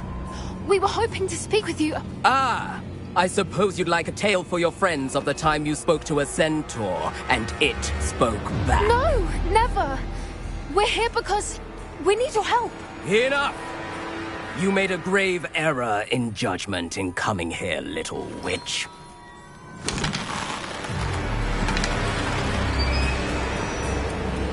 Leave them be, Alec. Our way. You forget your place, old fool.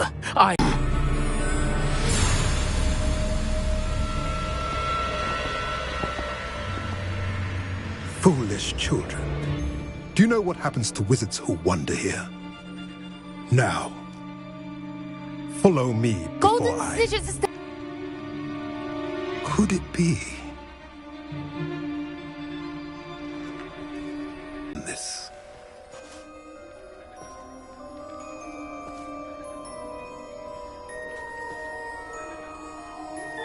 I don't understand. So the moonlight mentioned in the journal doesn't refer to actual moonlight, but to a moonstone. What do moonstones have to do with Snidgets? And why was he so certain about where we could find one? Isn't moonstone all around us? Why retrieve one from a cave? Knowing centaurs, I suspect he's referring to a specific moonstone. We'll likely know it when we see it. I don't know, but I am inclined to believe him, what with his being a centaur and all. I am too. It is a shame how quickly he left. What was his name? Doran. That's what the leader of the herd called him. Well, if Doran knows something we don't, I'd rather act now and ask questions later. I can head to the library and start looking into the cave you mentioned. I'll let you know what I find. Always go.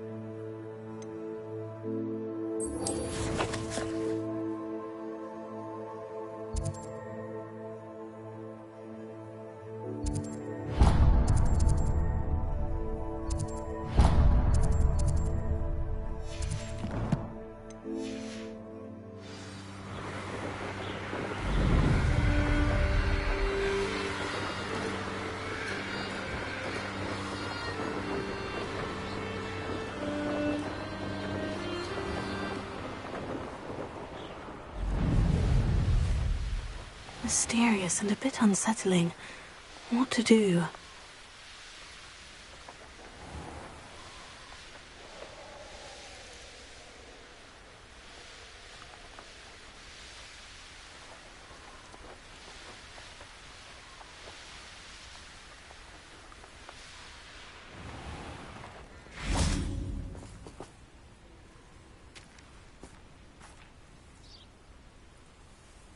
Are you ready to put an end to Harlow?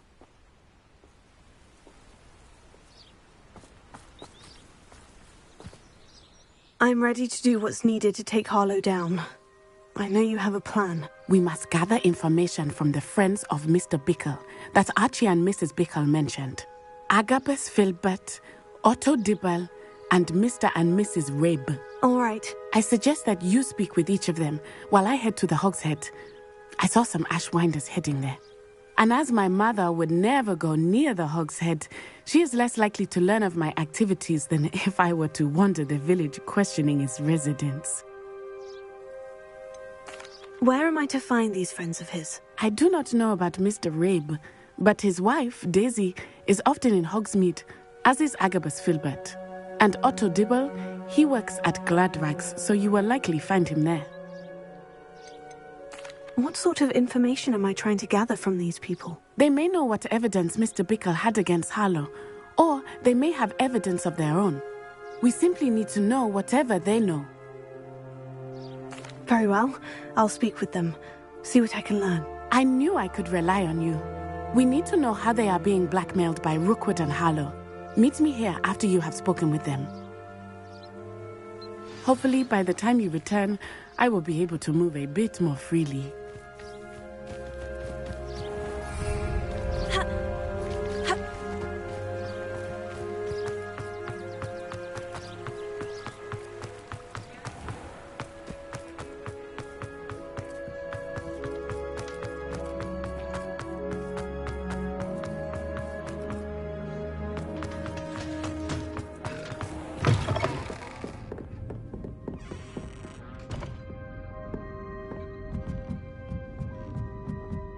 Mrs. Rabe should be nearby.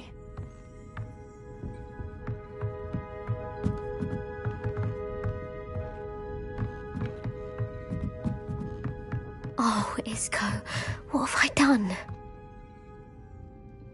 Mrs. Rabe, I wondered if I might speak with you about Theophilus Harlow. I'm a friend of the Bickles and I'm trying to gather evidence against him. Poor Joanna and little Archie. And now Harlow has taken my darling Isco. What do you mean? Why? I'm a security guard at Gringotts, and my husband is a curse breaker for them. Harlow approached me about helping him extort my colleagues into giving him treasures from the vaults. And you declined? Of course I declined. Repeatedly. I thought they'd given up, until I came home one night and found my husband gone, and a note affixed to my door with a knife.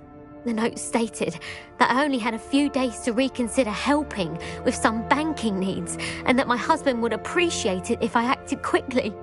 But the help Harlow wants is help that I cannot give, and my dearest Isco is paying the price. Why wouldn't Harlow extort your husband? Isco's job is even more removed from the vaults than mine. He travels the world for the bank. He could do nothing for Harlow. I'm the one in the bank on a daily basis, which evidently makes me an enticing target for blackmail. Have you helped Harlow since your husband was taken? No. I'm worried sick about Isco, but he'd never want me to compromise my integrity. I also know that he's extremely clever. That said, I was hoping he would have escaped by now. It makes me concerned as to why he hasn't. Are you sure the note means that your husband was kidnapped? What else could it possibly mean? Besides, I came home to find that someone had trampled the daisies in our garden. It may sound silly, but those were Isco's pride and joy. He would never have let that happen. Thank you, Mrs. Rabe. Knowing the lengths that Harlow will go to is helpful, albeit more than disturbing. Mr. Bickle was trying to help us, but now he's gone. I don't know what to do. I shall do all I can to get evidence against Harlow, Mrs. Rabe. Very well. Here's the note I received. You must be careful as well. Please don't put yourself in danger.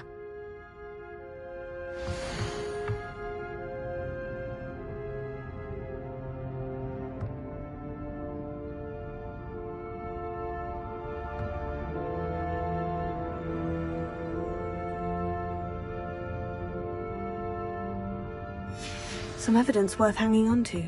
Thank you. I hope it's not too late. Now to find Mr. Bickle's other two friends.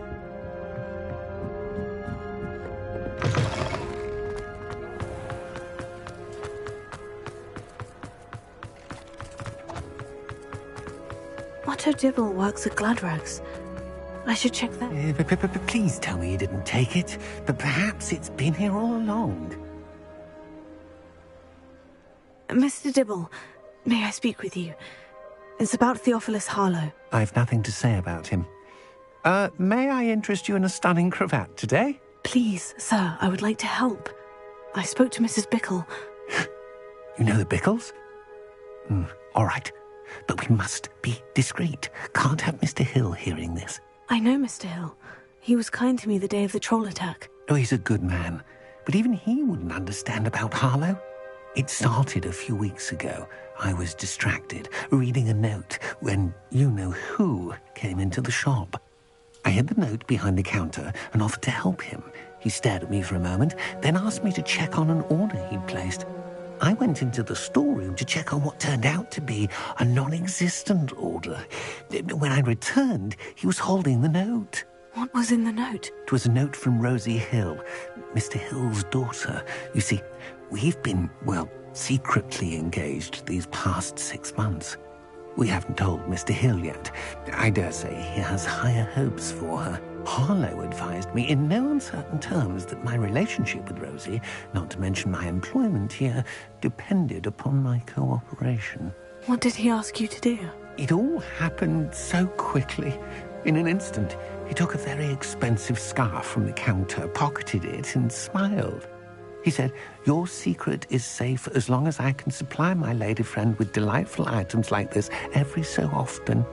I've been able to cover for his requests until now with some creative bookkeeping, but I can't keep it up for much longer.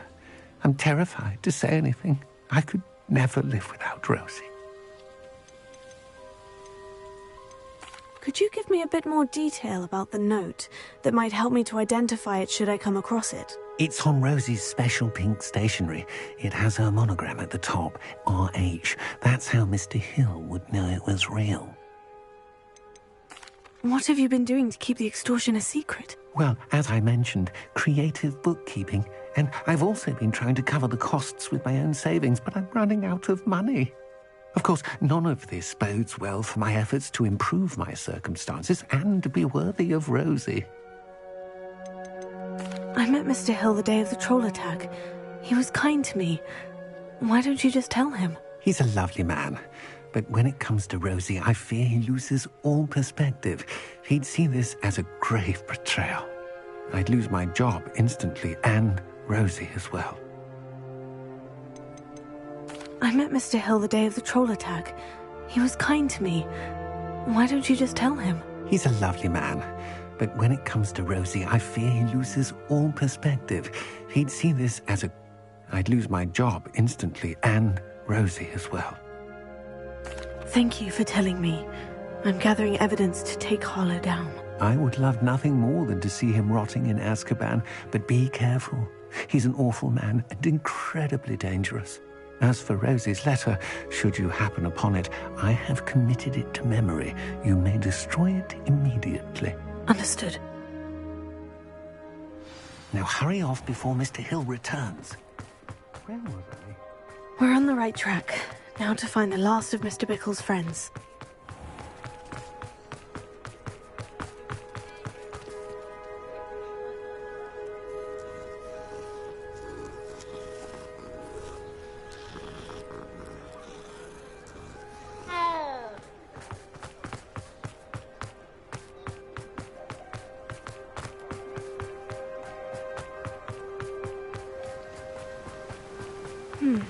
Agabus Filbert must be around here somewhere.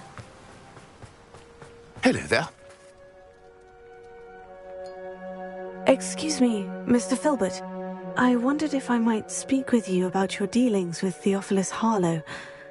I hope to ease Mrs. Bickle's mind by gathering evidence against him. Oh, tragic what happened to Bickle. He wanted me to speak out against Harlow for an act of violence committed against me. But I feared Harlow's retaliation. And so I refused.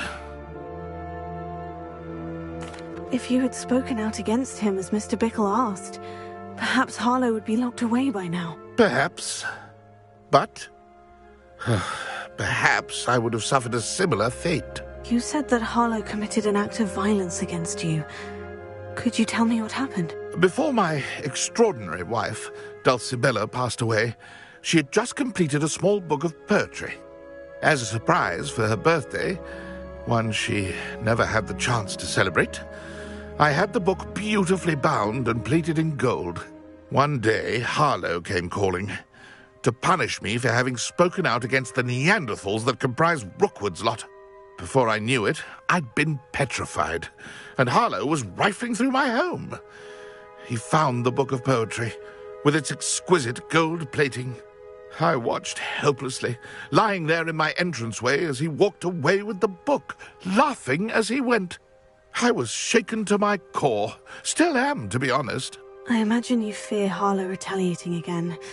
But do you mind if I share this information with Officer Singer? I suppose I have no choice. This extortion can't go on forever. You can pass it on to anyone who may be willing to help. Harlow does not like people talking. You already know. I've spoken with Mr. Bickle's friends. Now to find Natty.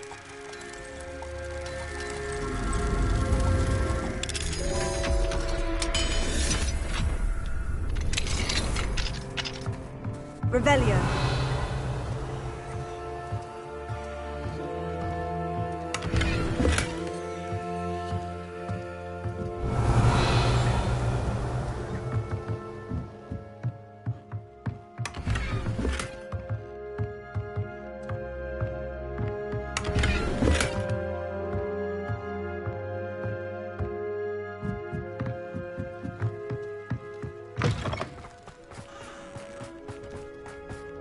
Revelio.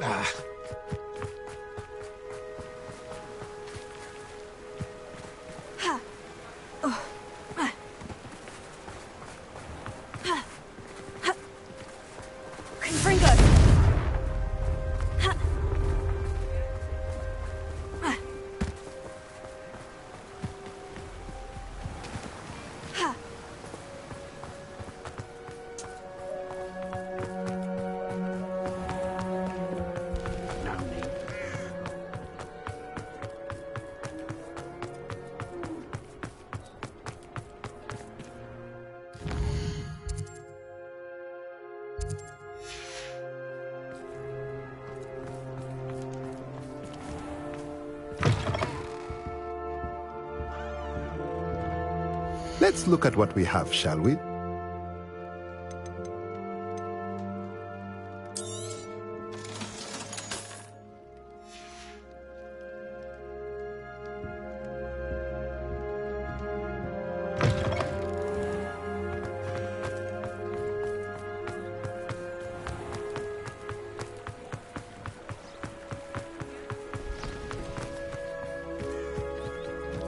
It's not like Natty to be late. She said she was going to the Hog's Head. Perhaps I'll find her there. Revelio.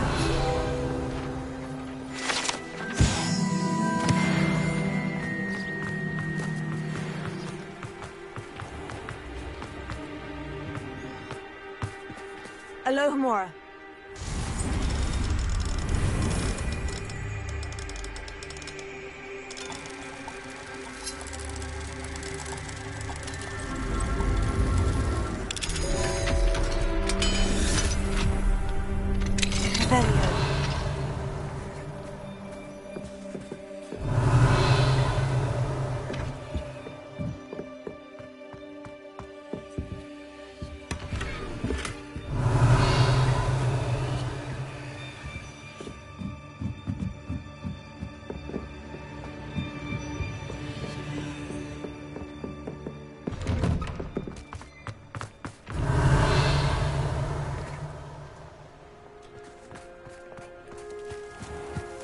Revelio.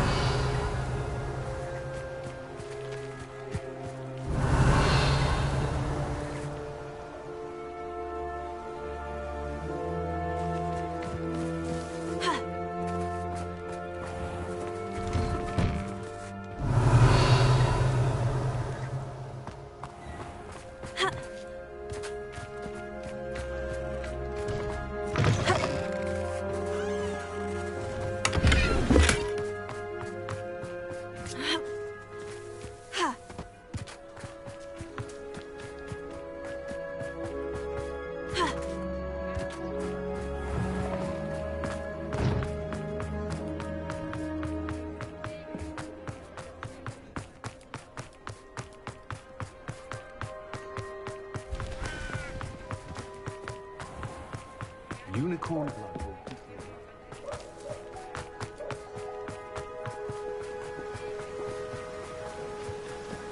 Natty must be around here somewhere. Revelio. Natty's wand. She can cast without it. She wanted me to find this. She's in trouble. Revelio will show me where she was taken.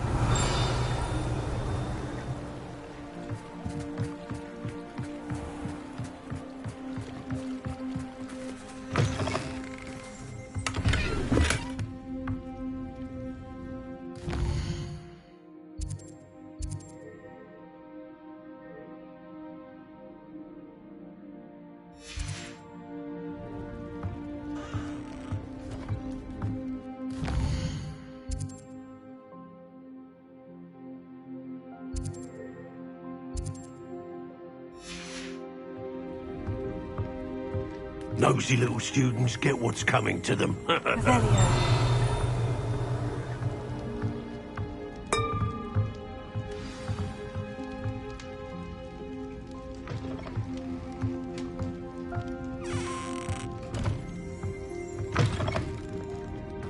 Hasn't been anyone as bad as Barnabas Deverell in a while,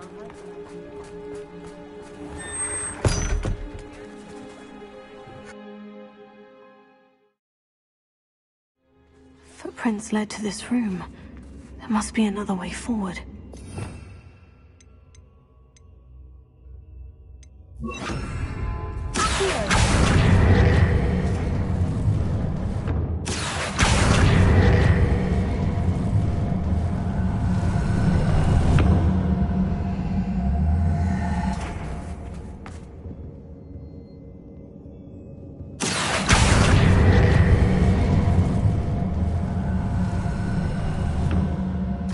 Hidden door.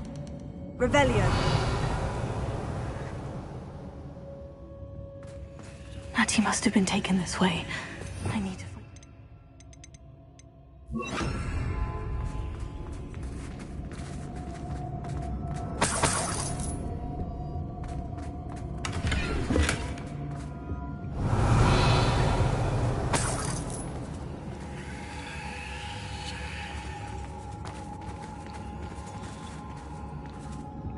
Better be sure I'm not seen.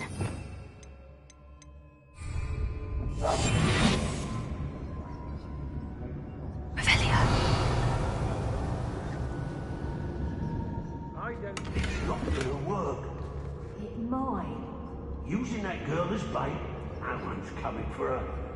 We ought to just kill her. Harlow says her friend would be reckless enough. He wants them alive. Be arrogant enough to come in here alone. Just keep an eye out.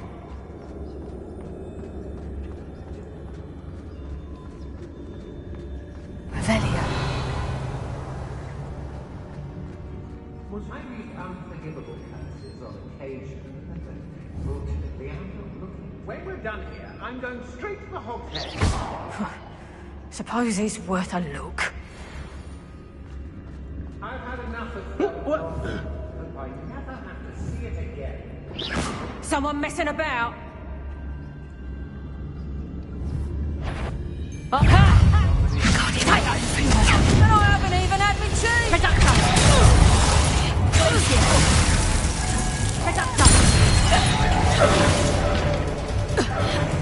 Death from above!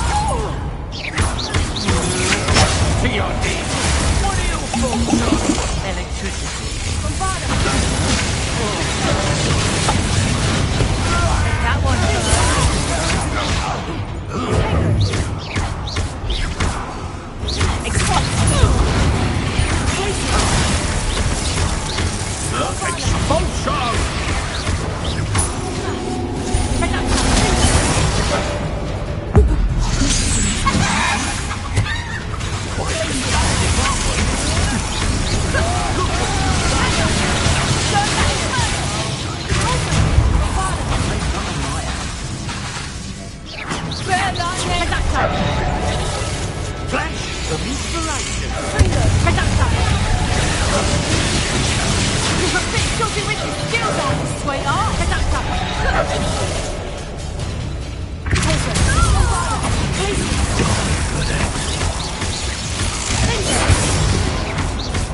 Expulsion! Potato! Expulsion!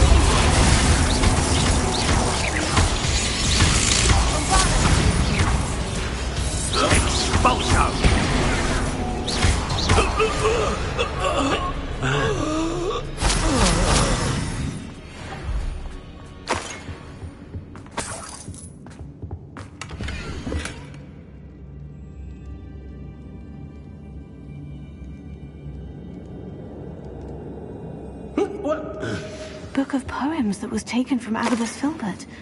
He'll be thrilled to have this back. Revelio.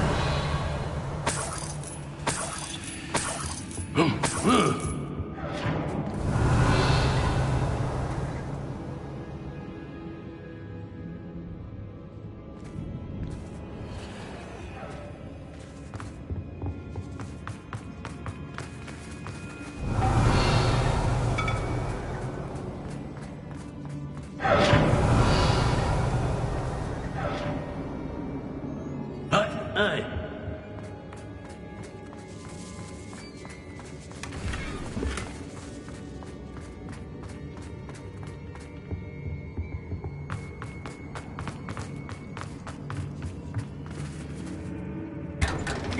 Oi.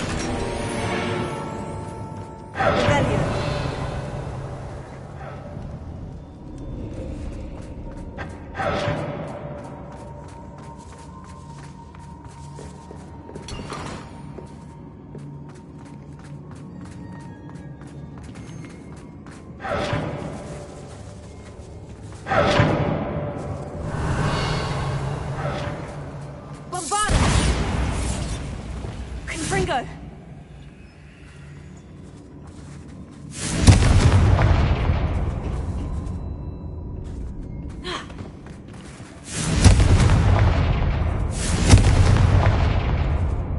Wingardium Leviosa!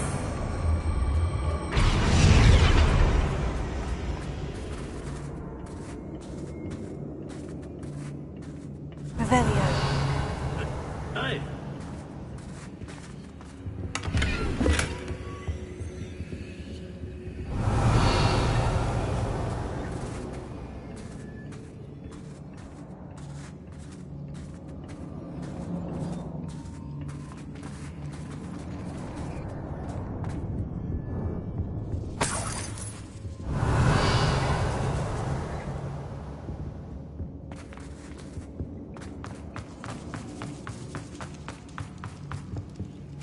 Revelio.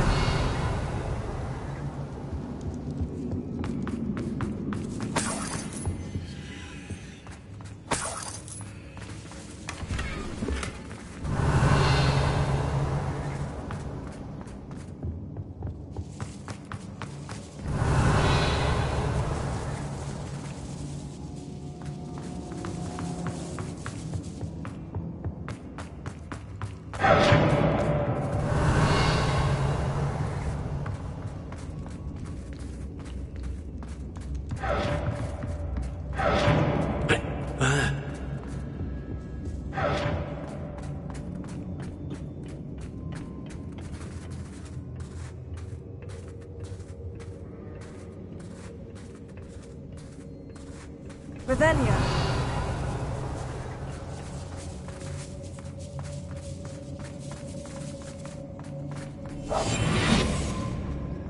We should speak to her again.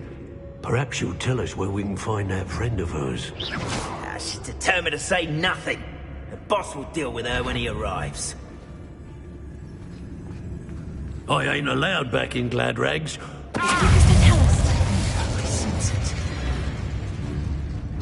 Expulsion!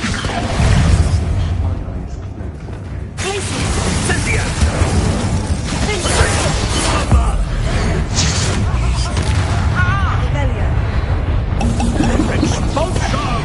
Bombarda!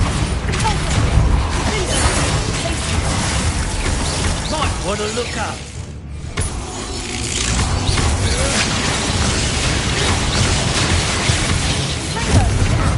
Had enough? You're no match for me.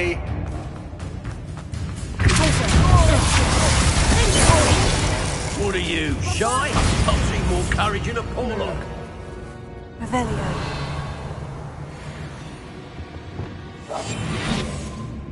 Thought you could hide from me, did ya?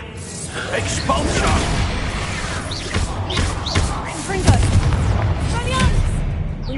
Now where did it go? Ha! Hardly felt it. Now to finish the job.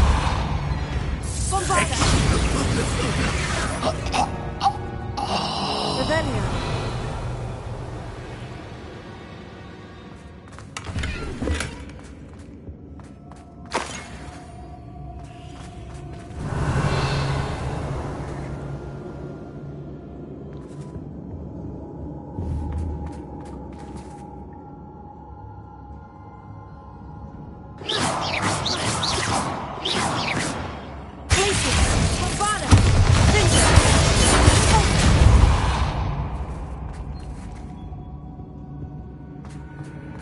He must be here somewhere.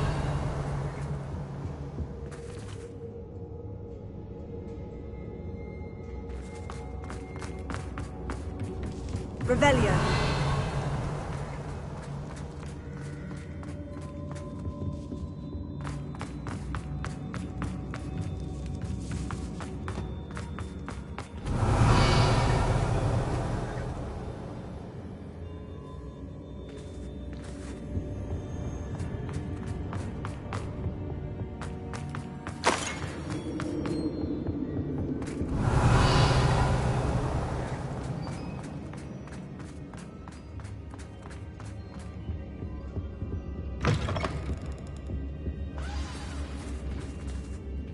You found us!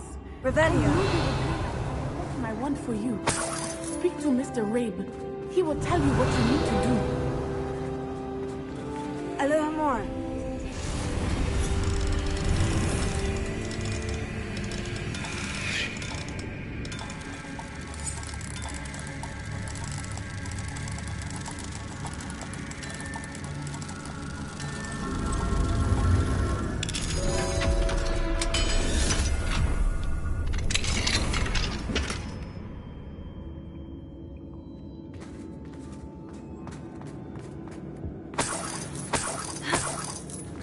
Revelio.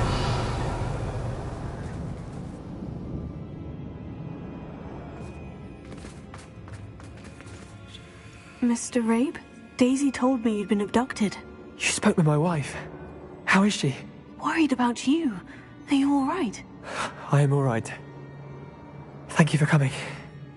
These locks are cursed, and there's an anti-apparition jinx on the cells.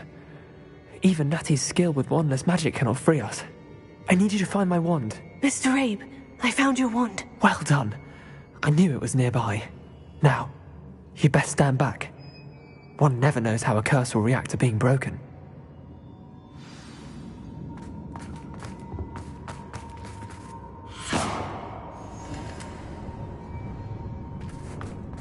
Revelio.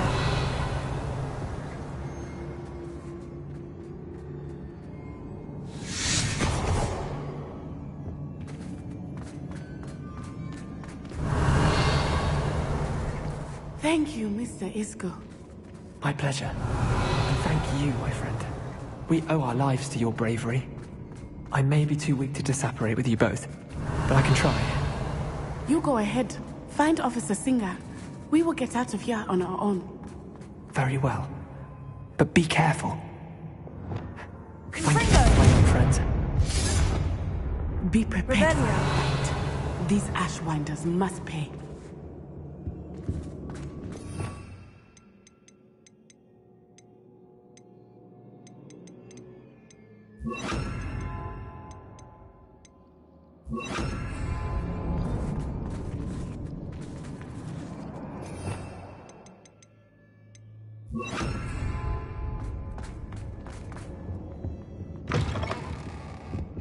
Revelio.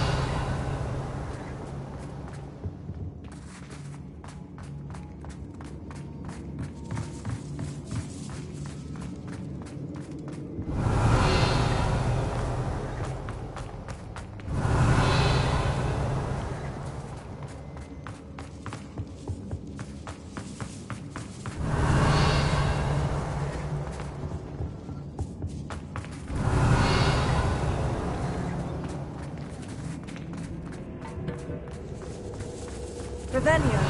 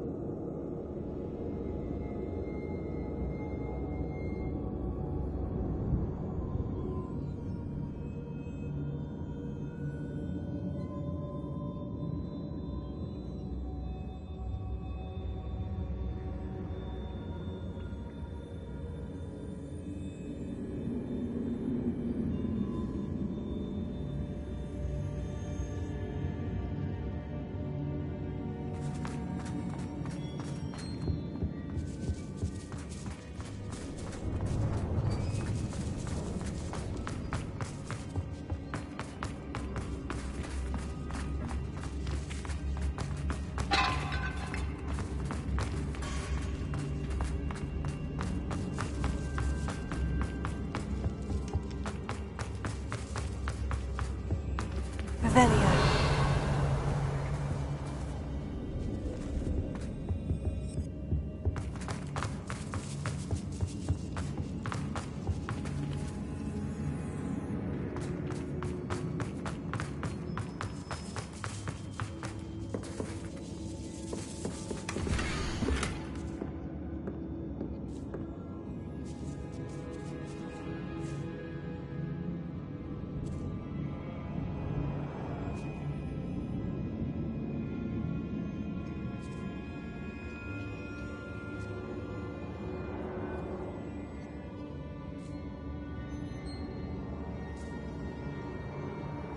Otto Dibble's love letter from Rosie. He wanted me to destroy this if I found it.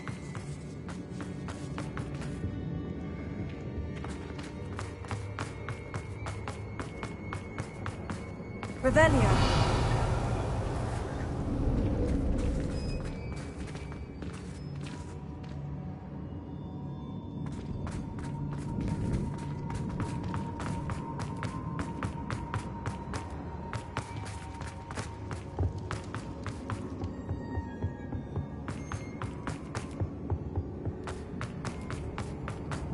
Let's find Officer Singer and put an end to Harlow once and for all.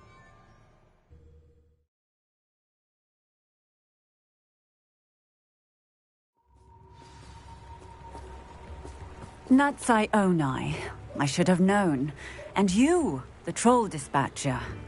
Oh, thank goodness the two of you are safe. Isco Rabe told me a couple of students had rescued him. Should have known it was you two. Is Mr. Rabe all right? He is. I sent him home to his wife, Miss Onai.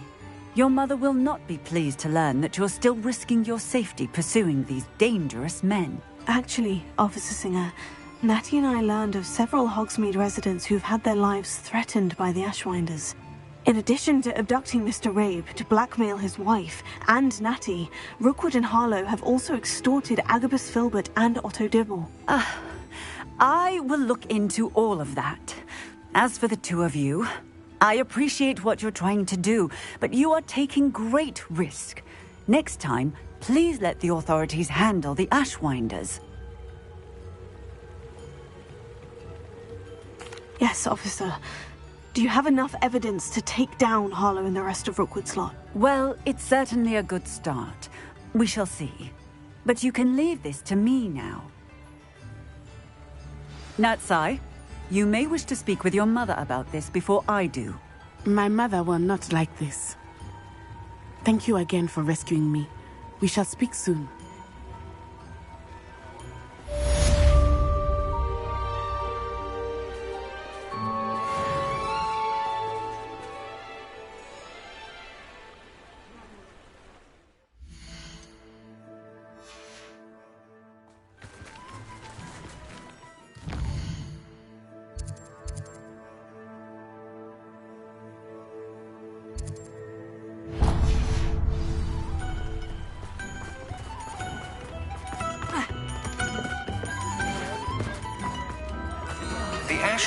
Have ceased pestering me.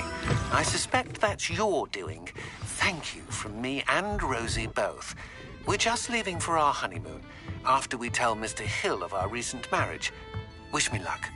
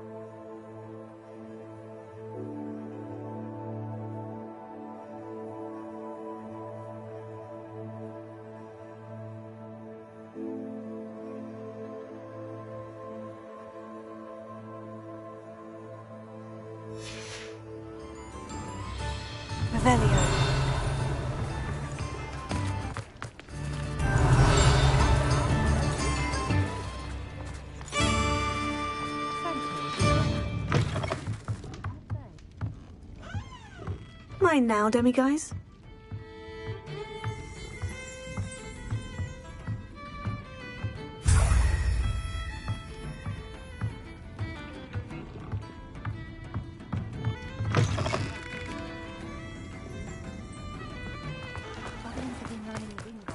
I remember you.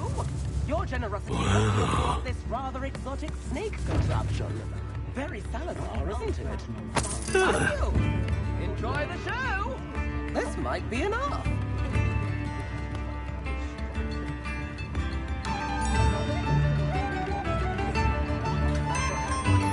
I could go on tour.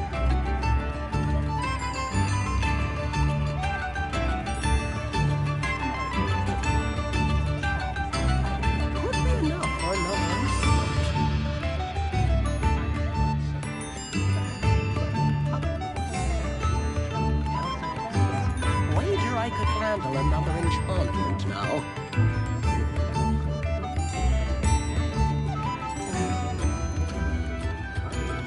This might be enough.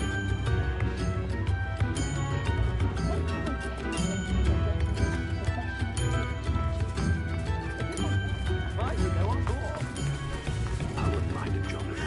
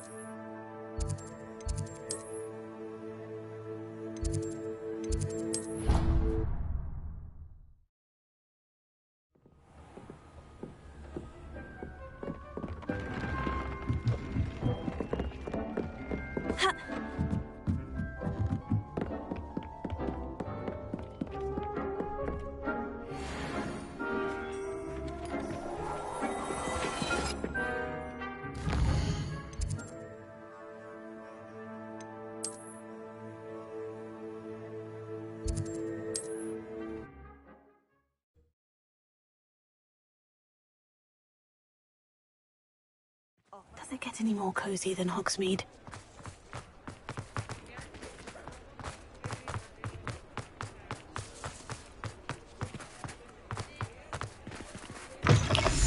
It is wonderful to see you back here.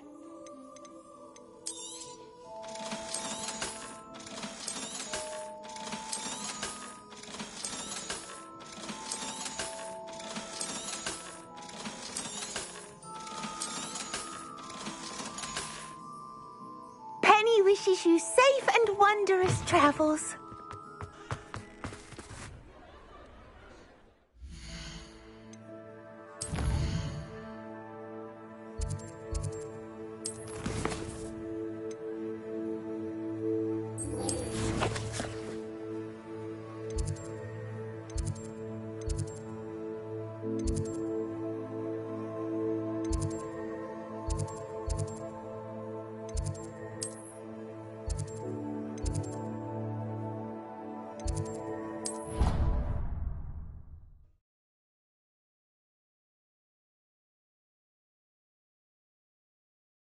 What are you up to now?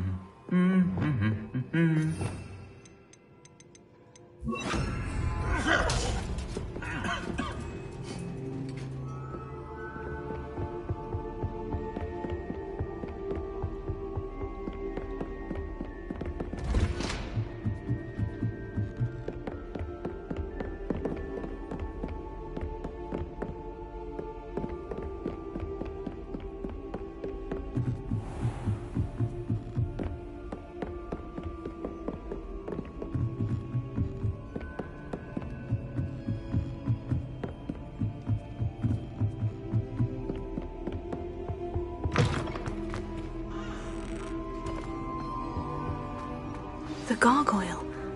That's where I need to speak the password. Toujours pure.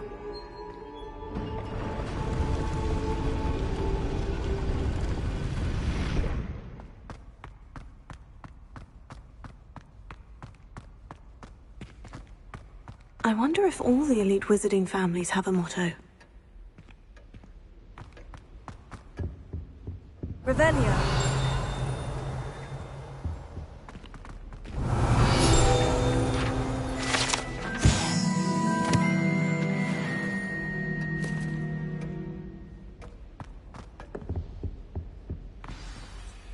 It's good to see you. All thanks to Professor Fig's quick thinking. Now what? Approach the pedestal in the antechamber and read the book that appears. What can I expect to find in the book? A story. I cannot say more. You may recognize some elements of it, as I was inspired by a tale with which many wizarding children are familiar. I suspect there will be more to this than reading a book. Your suspicions are correct. We shall speak when you are finished. Has this been under the headmaster's nose all this time? Revelio.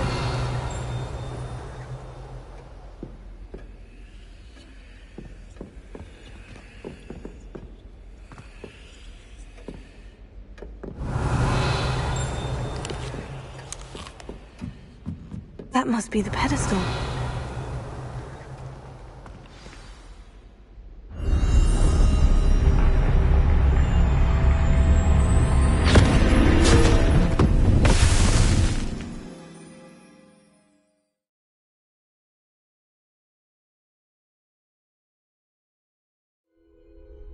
Where am I? Professor Fitzgerald, can you hear me? I am here. In this place, you may call me Neve. You shall be witness to a fable. Pay attention. Things are not always as they seem. You must move swiftly and cautiously. Use the tools you encounter to find me. The first you will need is a cloak.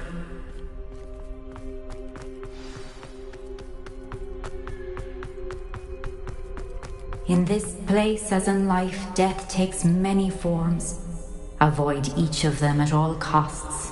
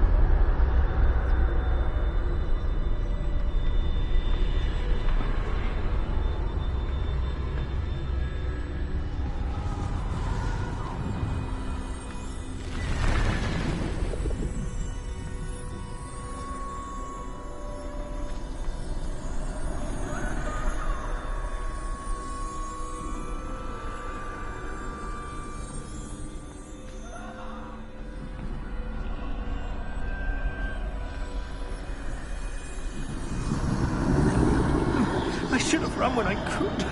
I'd be free by now.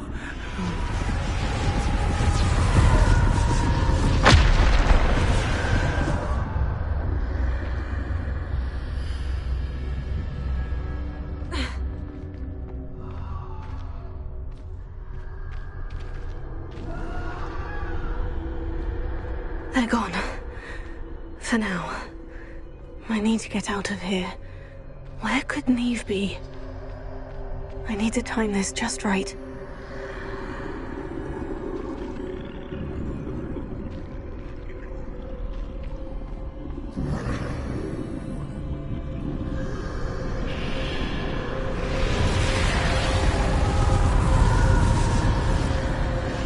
I see. A staircase straight ahead.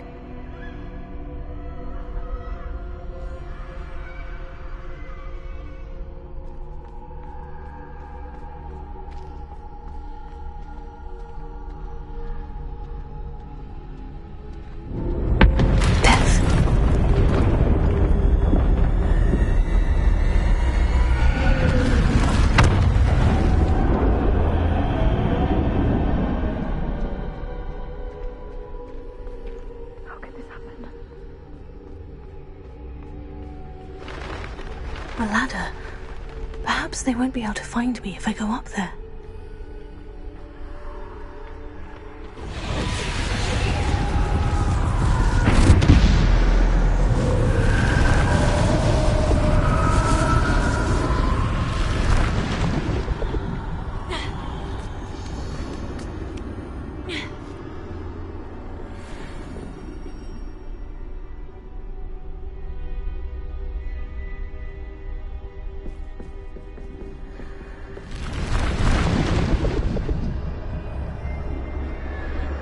This is my chance. I'm coming, Neve. I can't stand this much longer. I need to get out of here.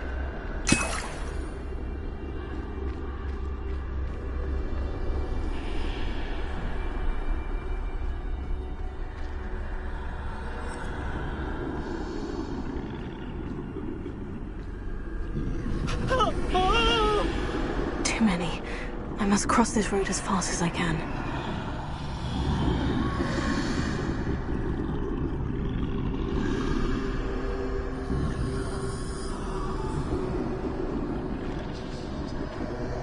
That's where I need to go. But I need to find a way past them.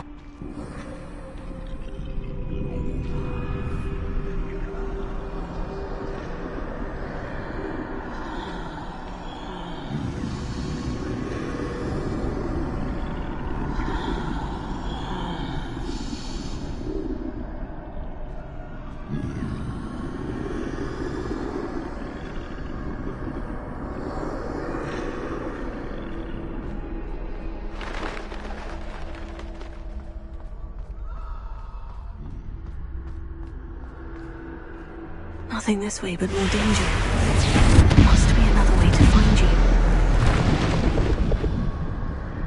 I need to turn back. There's no getting past them that way.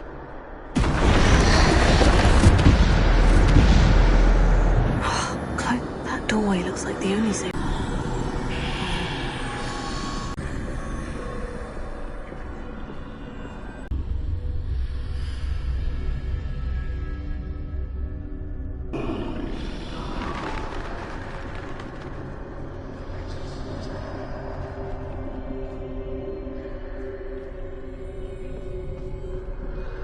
That's the way forward.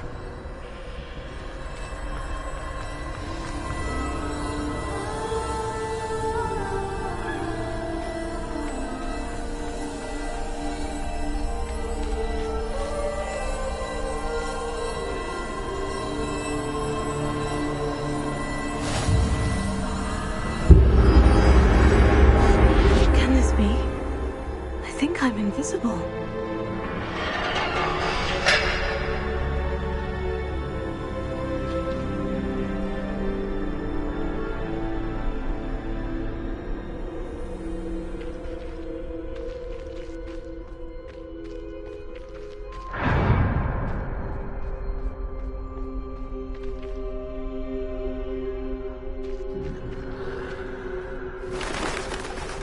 They can't see me at all. I can get closer to them.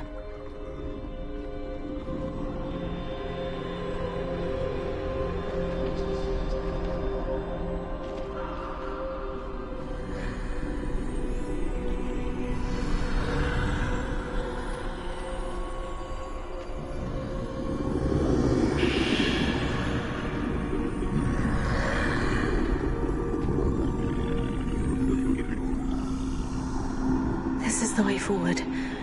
Finally free. Now, where are you, Neve?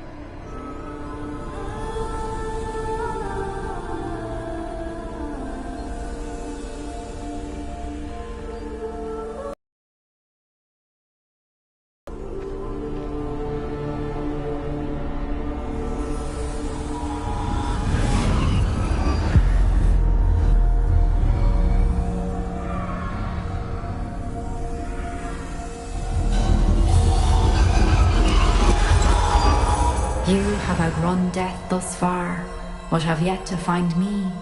Keep searching, but this time you will be unable to hide. Wield the wand you see before you.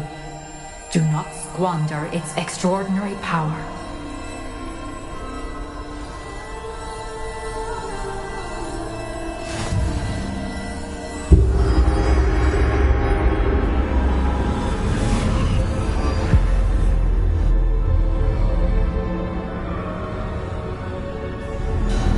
I've never felt such power. Revelio.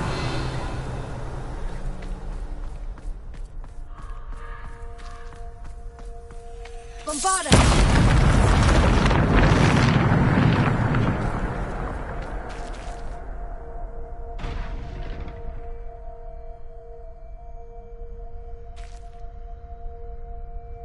Revelio.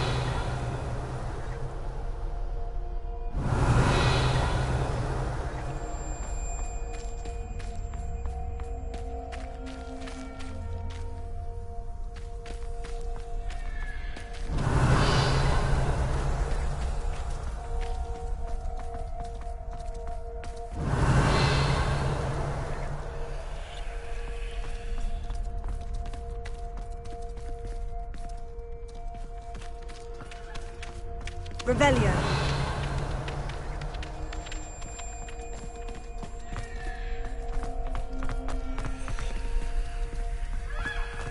Bombarda. Revelio.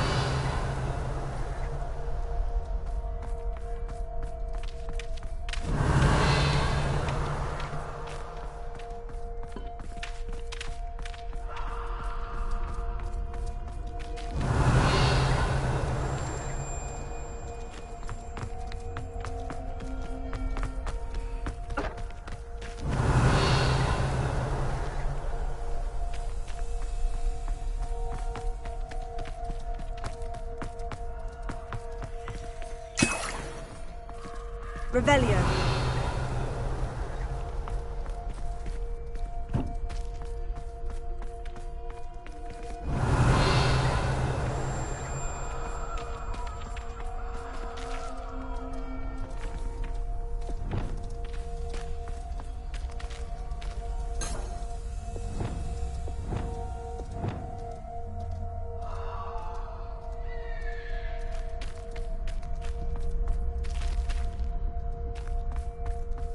Descendo!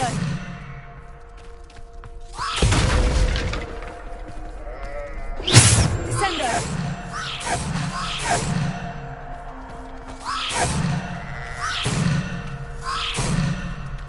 Depulso! Descendo!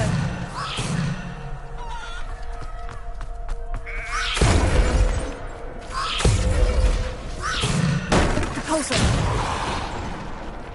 Revelio! Defender! Bombarda! Defender! Bombarda! Revelio! Depulso! Descendo! Defender!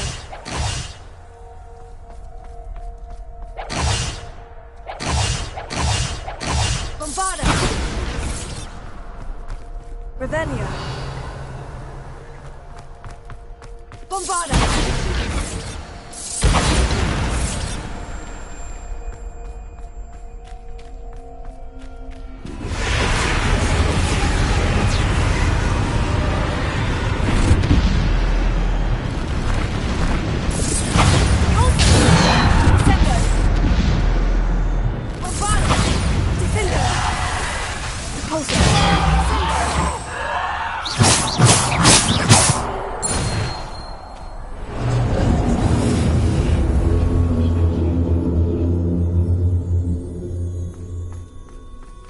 Revelio.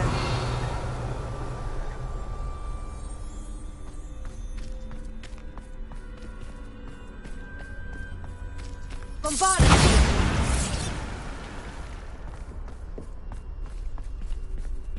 Revelio.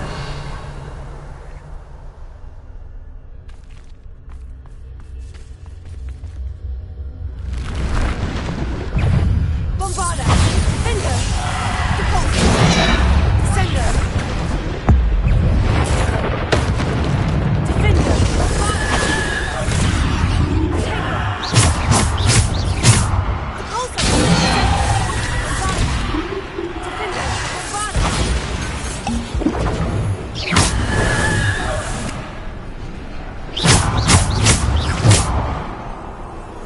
Bombarda! Defender! Descendo! Revelio! Depulso! Bombarda! Depulso! Bombarda! Defender! Depulso! Descendo! Defender! Bombarda! Depulso! Defender! Bombarda!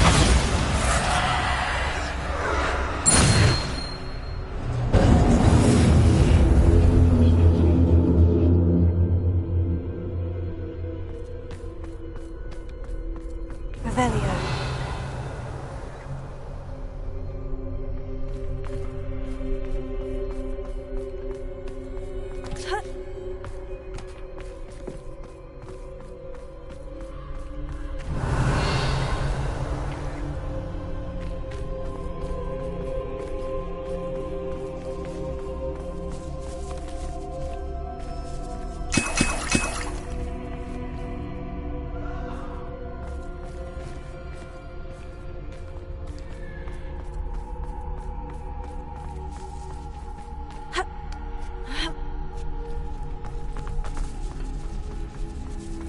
Revelio.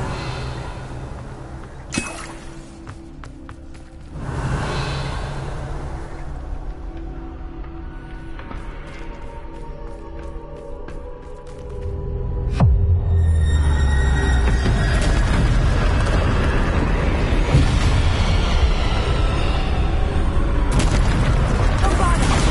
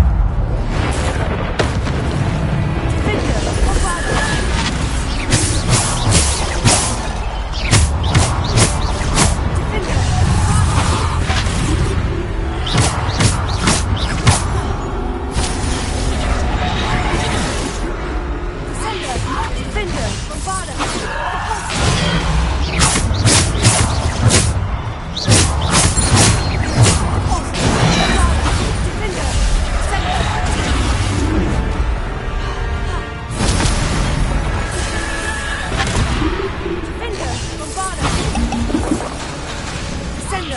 Repulsor!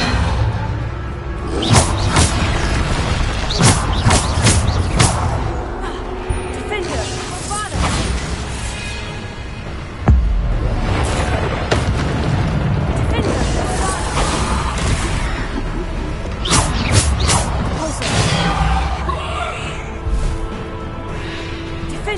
Bombada!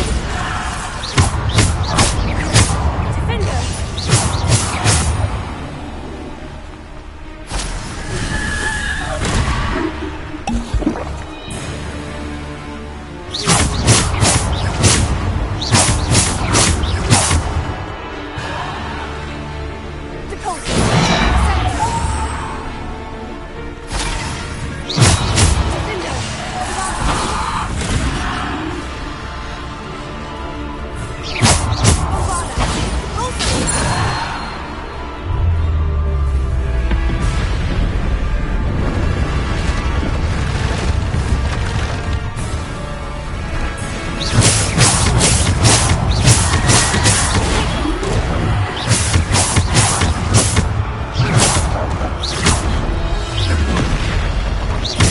Defender! Bombada!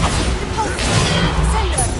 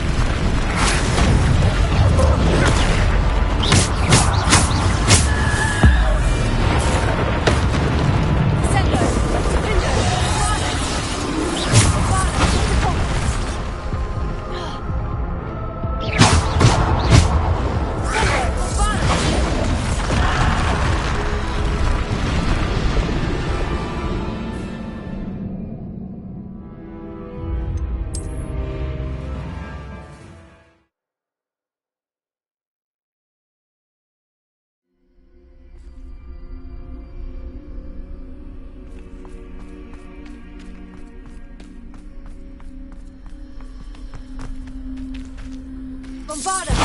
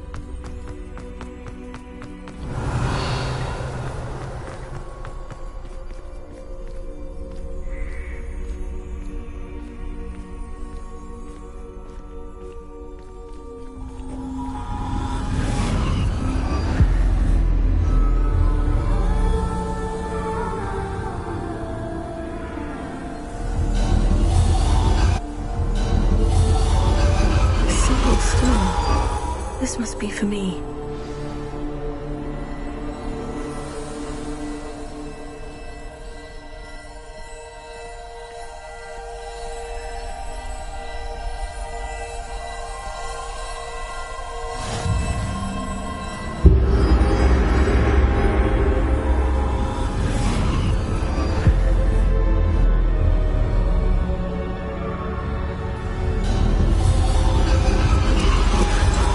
Far from finished. Pass through the mourners ahead. Nothing is what it seems.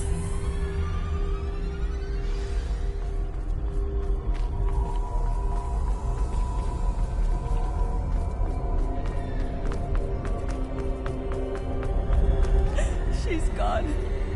Neve's dead. Oh, poor Neve. Gone so young. Neve. Why? We won't be the same without her.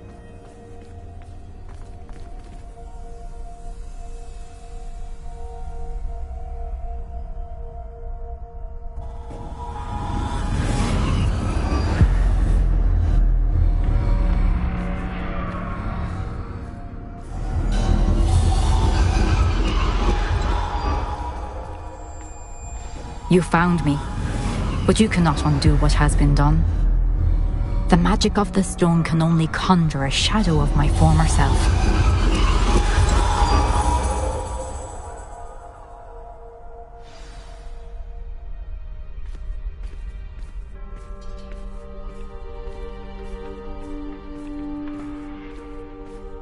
But there is no light without shadow, as there is no shadow without light. Simply because you can eliminate darkness does not always mean that you should.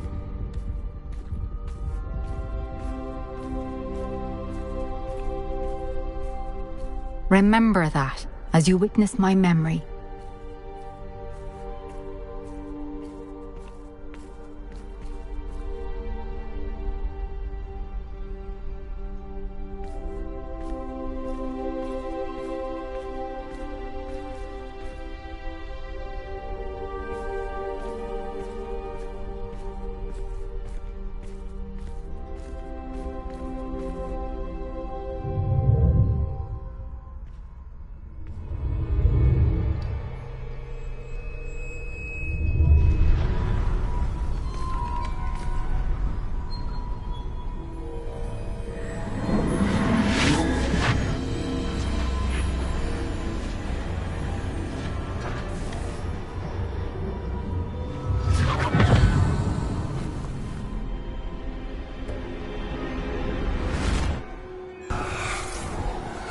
Isadora, what you did for your father was remarkable.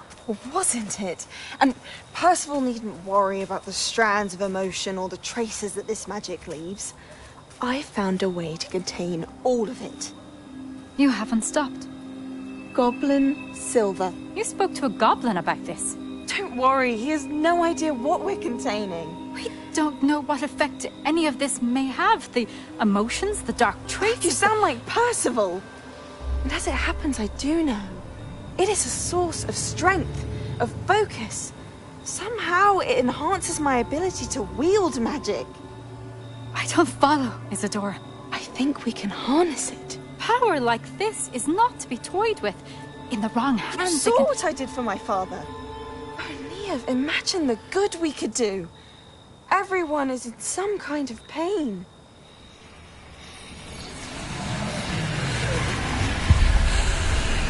What are you doing?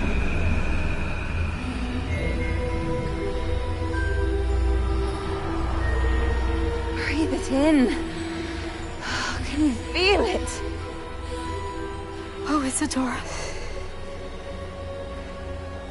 This must stop. All of it. You've kept this power to yourselves for so long because you fear it. I choose to embrace it.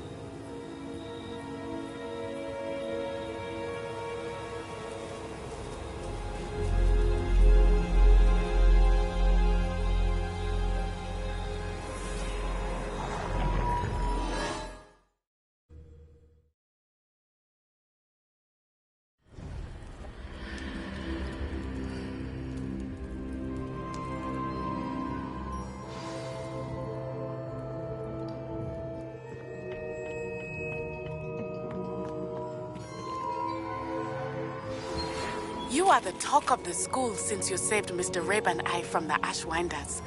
We have come so far. We should discuss the next steps in our plan to stop Harlow.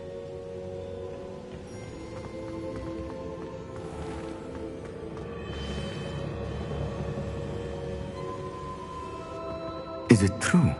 Has someone completed the first 3 trials? It is, and I have. But you are so... Young. I know. You must be Professor Bakar. I am. Pleased to meet you.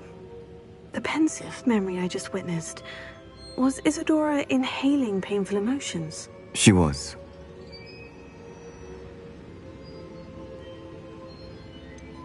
I found it disturbing.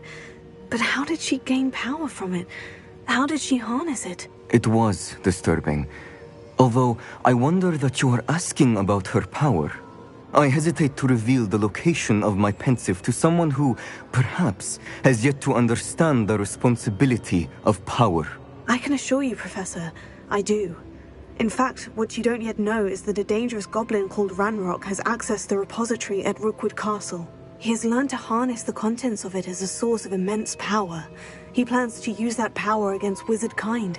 We have no time to waste. I see. Nonetheless, the knowledge you shall gain after you witness my memories is too valuable to share without further consideration. I shall require time to confer with the other keepers. It seems we have no choice but to wait, frustrating as it is. I heard what you told Professor Bakar. Isadora was inhaling emotions to gain power? She was, and she pulled emotions, as she did from her father, from Professor Fitzgerald, without permission. Monstrous. What's more, she said that she found a way to store the traces of magic she extracted in goblin silver. The repositories? Possibly. There's something I didn't get a chance to tell you earlier. Ranrock has been digging at locations tied to the 5 names he found in the journals of a goblin metalworker named Bragbor. 5 names? The Keepers, and who else? Isadora Morganac? Precisely. That's how he's been one step ahead of us.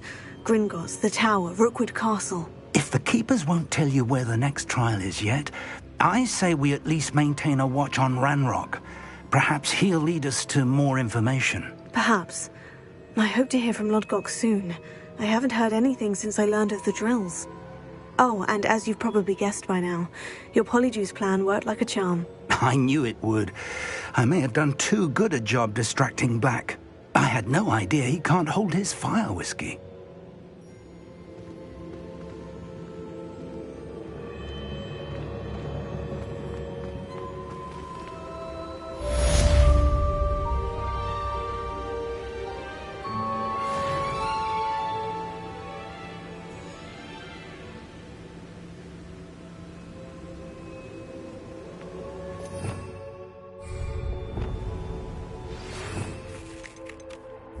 I shouldn't have reacted so bitterly about your goblin friend.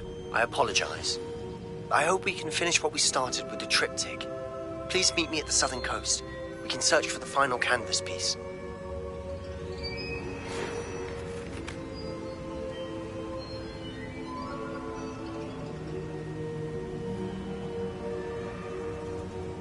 Lumos,